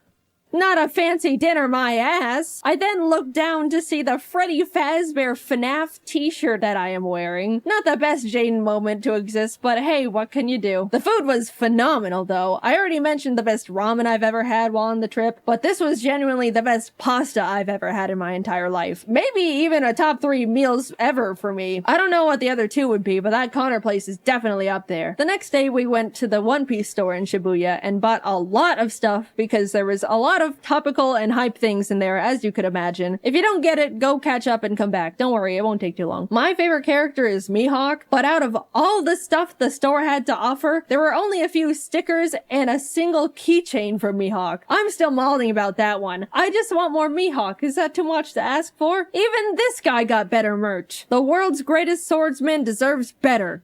I guess I'll just take my Zoro and Law stuff. That's cool too, I suppose. I also found a bunch of Chikawa stuff in a Kittyland store, and this is truly when you get to see where things start going downhill for me. I just like the funny little cartoon bear thing. What? Is that such a crime? I don't remember what we did the rest of the day. I think we just crashed and passed out. This trip, as surreal as it's been so far, has been absolutely taking a toll on me, and I desperately needed to just not move or talk or exist for a bit. We were doing so many different things that were all awesome, and hanging out with so many different people that were all awesome, but man, I am not built for extended periods of that much excitement and socializing. As much as I would like to change this fact, I'm also not a very active person. I know. Up until this trip, I was practically sitting down 24/7, working all the time to prep as much work as possible so I could have a guilt-free 3 weeks off, and my muscles were definitely starting to decay at that point. I looked at my phone's step meter thing, and there was one day where I literally got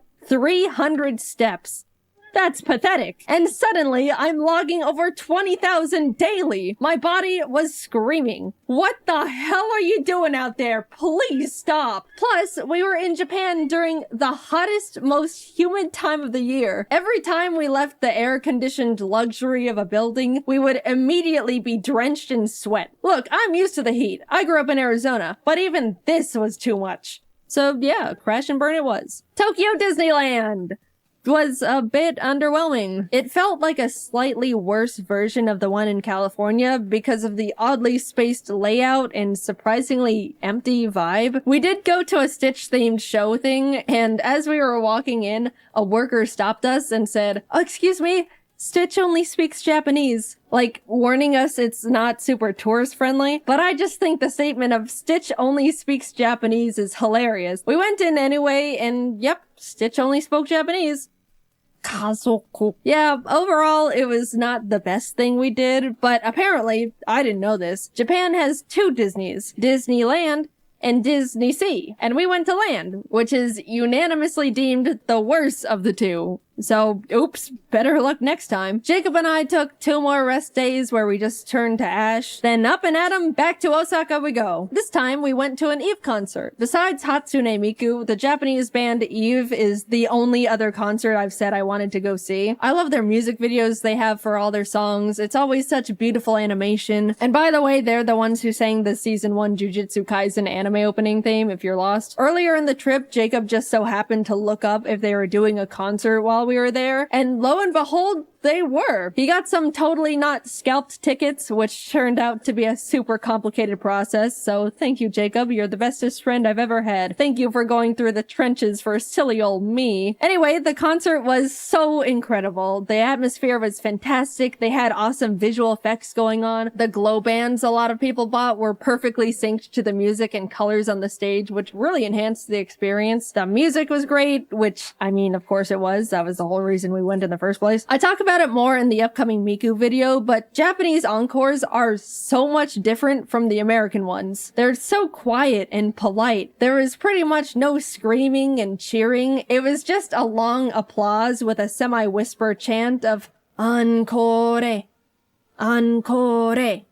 And they also made us wait like 5 minutes for them to come back out. My hands were getting itchy just from clapping so much. That's how long it took. And then when they finally came out, they ended up doing like 5 extra songs. I mean, I'm not complaining, but after the 4th time thinking, man, that was a great last extra song. Well, time to head home. Wait, another? It starts getting a bit comedic. This is just a side tangent, but Jacob went off to use the bathroom before the show started and came back 10 minutes later, like, dude, this is crazy, but it took me a bit longer to find a bathroom because there were so many extra women's bathrooms, which is like, whoa, that's actually so smart. There's always such a huge line for the women's bathroom compared to the men's in any scenario. I was just shocked Japan was like, okay, then we'll make more women's bathrooms to fix that problem. Like, it was so simple. I know in America it would probably turn into a stupid political thing, but it made me so happy Japan just implemented such an obvious and straightforward solution so easily for the gals. The next day, we headed over to Universal, which was hands down the best amusement park I've ever been to. So they can do amusement parks well. First of all, Universal Japan is way more anime and manga focused than the ones in the States, which made it instantly more engaging for me. Jacob and I both agreed we would window shop for the first part of the day, and then buy all the things we wanted as we were leaving so we wouldn't have to lug around a bunch of bags all day. But we immediately saw a little one-piece shop and cracked. We just wanted to wear these one-piece headbands. That's rule-breaking worthy. We also got some towels because, surprise, surprise, it was freaking hot. I know I've been complaining about the weather here and there, but my lord, it was miserably scorching. Japan has such a big culture around staying cool while outside, and I totally get it now. People would be walking around with little fans, ice packs, towels. A lot of women had parasols. I'll say, if we didn't get those towels, we probably could have passed out from heat stroke that day. Later on, I even ended up getting another towel. It was a cute Pikachu one, but I got it mainly because it was a cloak design. After soaking that thing in cold water and putting it on, my body temperature instantly lowered like 5 degrees. However, that meant I was walking around the park looking like this. Back to the awesome stuff. We did a bunch of attractions like watch a fun 4D Jujutsu Kaisen show where the seats move around, went on a super cool 3D VR Spider-Man ride. We tried to cool down by going on a Minions thing called Freeze Ray Sliders that claimed to cool riders down with a blast of chilled mist from a giant freeze ray. But we got on and absolutely did not even touch a drop of the mist because it never ended up getting in range of our cart. That felt like an actual tragedy at the time. time. There were a few big roller coasters we wanted to go on, but I get super motion sick and forgot to bring nausea medicine, so no roller coasters for us. But I shall return one day. The park, of course, had a bunch of cool themed restaurants, one of them being a super cool One Piece restaurant. Did I mention I like One Piece? There also was a special Sanji one, but we didn't know you needed a reservation, so phooey. It was awesome though, I love One Piece. After a few hours of rides and being broiled alive, we decided to fully cool off by going on the Jurassic Park ride. That's just giant splash mountain with dinosaurs. We cooked in line for probably a solid hour, and as soon as we were literally stepping foot inside the ride, it started pouring rain.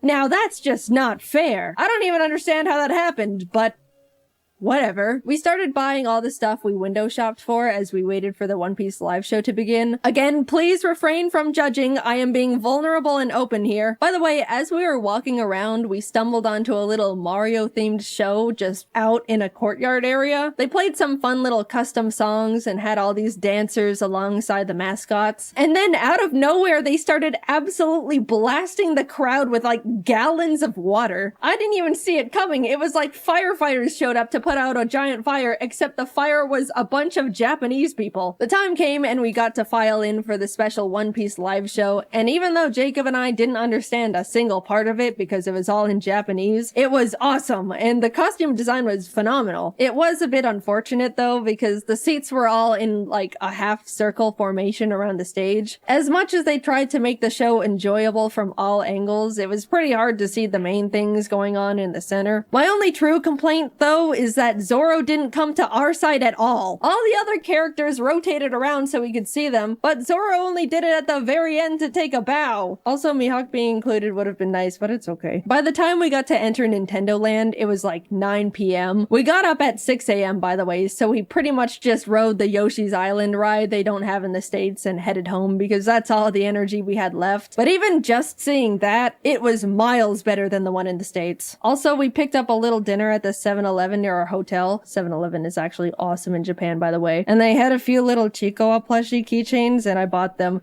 Just being transparent here. We woke up early the next morning to catch our flight back to Tokyo and hurried over to the Kirby Cafe. Emily actually booked the reservation for us. She was meant to also be there, but she was only able to get 2 seats and gave them to us as a gift. Emily, I will always be indebted to you for your sacrifice. The cafe itself was so well decorated with all these little Kirby things, and the menu was adorable. I got the star curry and a magical little fruity drink with a Kirby marshmallow that triggered my cute aggression. Jacob got the pizza and a Kirby burger, but since he made modifications, the staff asked him to not post a picture of the burger to the public. Like, they didn't know he was a content creator or anything. I guess they just didn't want the public to see a naked Kirby burger. We also both got desserts. I already decided I was gonna consume the Kirby. The presentation was beautiful. It was literal art on a plate. Taste-wise, it was decent. The body was some sort of gelatin, which I wasn't too crazy about, but the rest was super tasty. I did my best, but he ended up looking like he was in a horrific accident when I threw in the towel. The cafe also has a special little private store connected to it. And yeah, what you expect happened definitely happened. We left with full bellies and bags, continued to look around the shopping center the cafe was connected to, and ended up walking into a gacha store. I am about to be very vulnerable with you here. This is one of the lowest points of my entire life. Please don't think too much less of me after what happened in that gacha store. So I walk in, spot Chiikawa, beeline it to the machine, obviously. Like I mentioned before, I'm only interested in Chiikawa, so I was only playing for him. But by the cursed luck of the gacha gods, I just could not get him. I was going back and forth between the machine and the coin exchange, getting multiples of every other little guy, but no Chiikawa. I could feel the workers' glances at me, probably because the desk they were standing behind was right next to the machine I was grinding. But after way too much money, he dropped. I got my well-earned, horribly priced at that point, Chiikawa. I then started looking at all the other machines, putting some coins in a few here and there, until I stopped at one that had a line of animals playing band instruments. They were very silly, but there was a little pigeon holding up cymbals, and I really wanted to get him for Jordan and Kelsey. In went the coins. Tiger, elephant, fox, It was happening again. Everything except the one I wanted. Which I know more or less that's the luck with gachas, but it was getting to the point where I was getting surprised the pigeon was dodging me as much as it was. Surely the next one. What? Eventually, I had to go back to the coin exchange, and as I was about to put in more money, I saw out of the corner of my eye one of the workers peek out and take a look in horror at all the gachapons that were sitting at the top of my bag. They then raised up their hand and said something in Japanese while shaking their head, and I knew in my heart I was being cut off. No, please! I can stop whenever. Just a few more hits and I'm done. The pigeon is next. I can feel it. Why do you look afraid? What's under the desk? I got kicked out of a gacha store. I had hit an all-time low. I told my friends and they said they probably just thought I was gonna try and resell them, but I don't even know if that would even make it sound better knowing I was getting so many that they thought I was robbing them blind. I just wanted my little Chiikawa and pigeon with symbols. We made dinner plans that night with a friend and we were just about to grab a taxi and head back to freshen up, but Jacob and I caught sight of a fun anime and goodies shop. Who do we think we are? People with self-control? We'll make it quick! We rushed in and split up for optimization. As I was looking around, I saw it. A whole section dedicated to Chiikawa. It was like someone put a freshly baked pie on a windowsill, and I was suddenly floating over to it. My eyes were zoned in, making sure I saw every single thing possible, putting Chiikawa after Chiikawa in the basket. Jacob eventually came over and showed me a picture he took on his phone. In my tunnel vision, all my eyes registered was that the picture showed more Chiikawa in the store. I immediately went feral. Where? Jacob's eyebrows went up in surprise and maybe a bit of fear. And as I looked at the photo again, I realized Jacob wasn't showing me a picture of a different Chiikawa section. He was showing me a picture of me at the current Chiikawa section I was standing in because he thought it was funny. And in my Chiikawa brain rot, I didn't even register I was in the picture. I just saw more Chiikawa and went obsessive. This is how I am. Either stand by me or leave. No, I don't need an intervention. Put it away. We left. I looked longingly at the crane machine Chiikawas we didn't have time for, and we made it in time for dinner. Plus, we ended up in another arcade nearby anyway, and I got myself a Chiikawa from one of those machines, so it worked out. Stop. I don't want to hear it. Finally, we were reaching the end of our trip. We spent the last day grabbing lunch with Emily and Didus. There was a cool One Piece scavenger hunt event going on, so we also did that with them. We basically had to walk around Shibuya and find special One Piece trading card posters hidden around the area, and if we found enough along with the special card of the day, we could get a limited edition mystery card. It was fun, but also hot. And all my clothes were sticking to my body. Didus generously let me borrow his umbrella, and I jumped for joy as he showed me it was coincidentally Chiikawa themed. I don't know what's wrong with me. All I know is that bear makes me happy. We spent a few hours completing the scavenger hunt, got our special cards, and bid them farewell. Always good to see you guys. Bye-bye. I accidentally stole Didus' umbrella. It looked so calculated. They knew how much I was obsessed with Chiikawa. They'd been watching my Instagram stories. Follow if you want to see brain rot in real time. Emily, I have the Chiikawa umbrella. I didn't mean to steal it. I promise. It's not what it looks like. Since we were leaving in the morning and wouldn't be seeing them again, they just let me keep it. But the side-eye Jacob gave me the rest of the way back. I didn't mean to— stop it! Getting back to the apartment, reality hit us hard. We needed just a few more suitcases.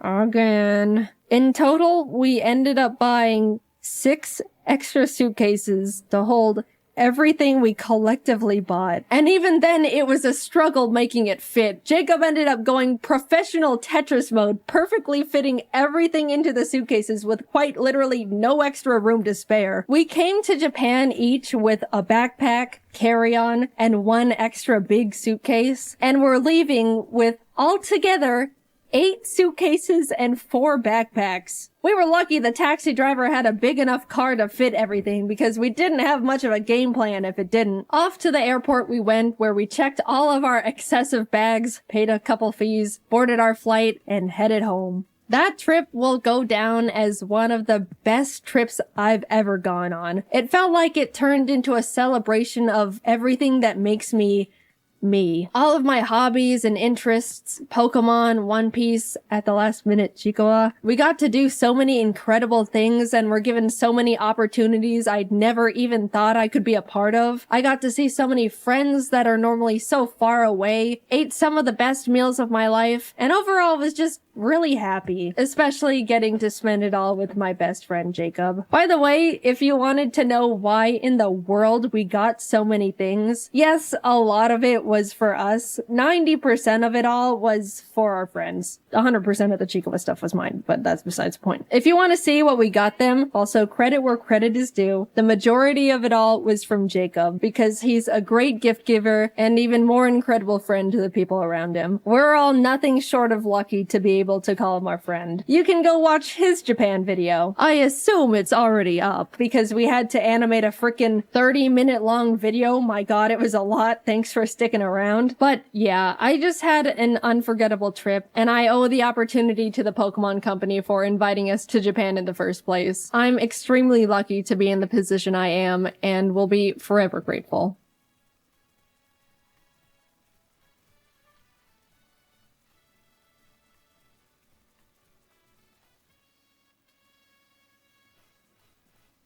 I'm awkward. I try really hard not to be, and sometimes I feel like I'm getting better, but I'd say 70% of the time, my social skills are very below par.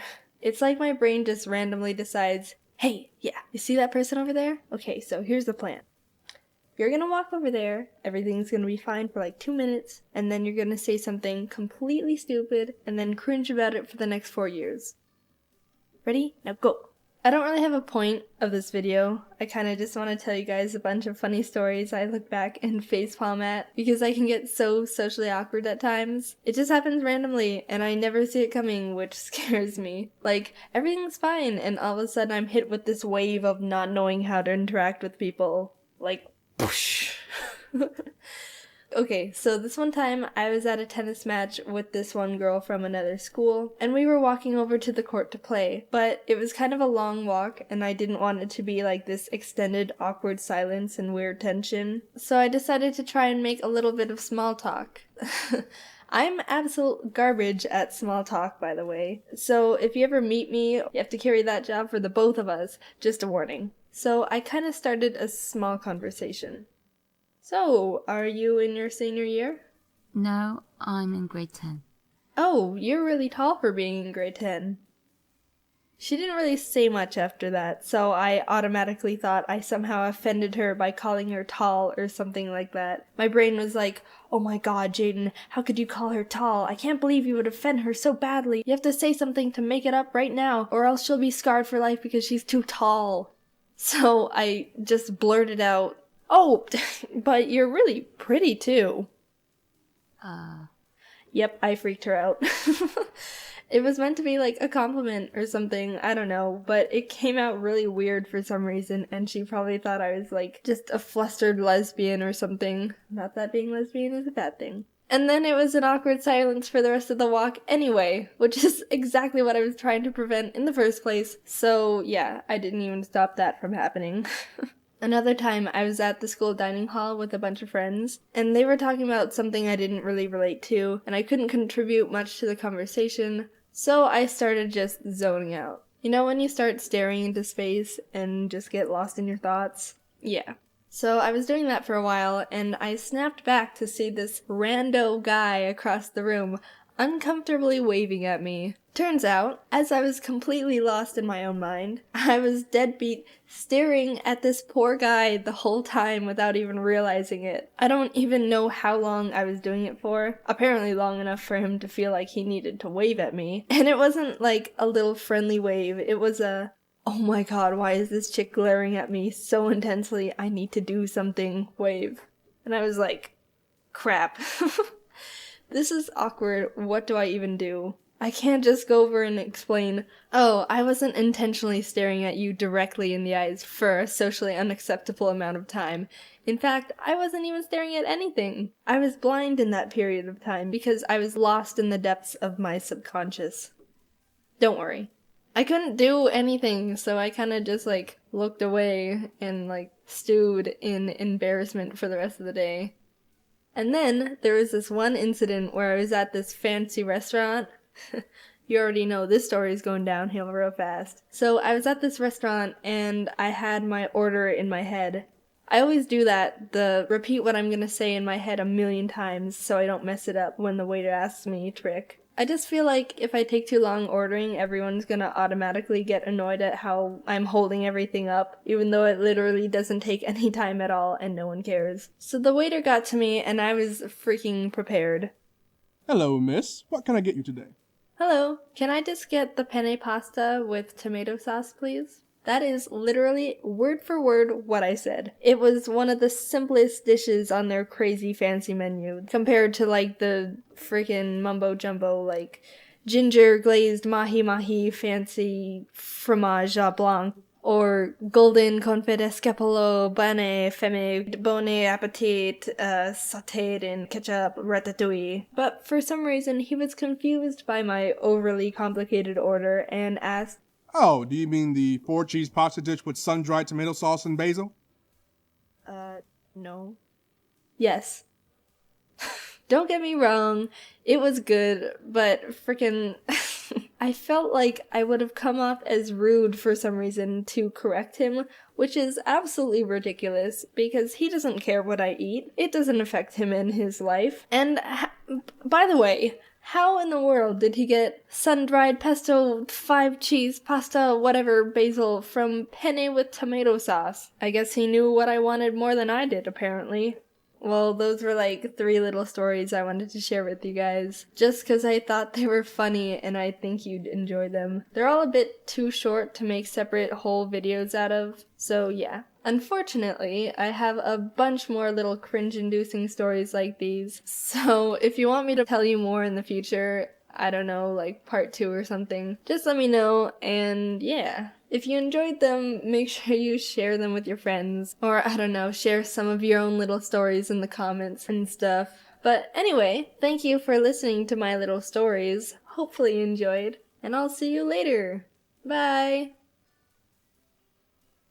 Oh, do you mean the 4-cheese pasta dish with sun-dried tomato sauce and basil? Oh, do you mean the 4-cheese pasta dish with sun-dried tomato sauce, basil, oregano, deep-fried with gluten-free spinach, sautéed with cranberry oil with 19 different kinds of peppers, and filtered through the Kool-Aid Man, and then leaves you right in the middle of dinner?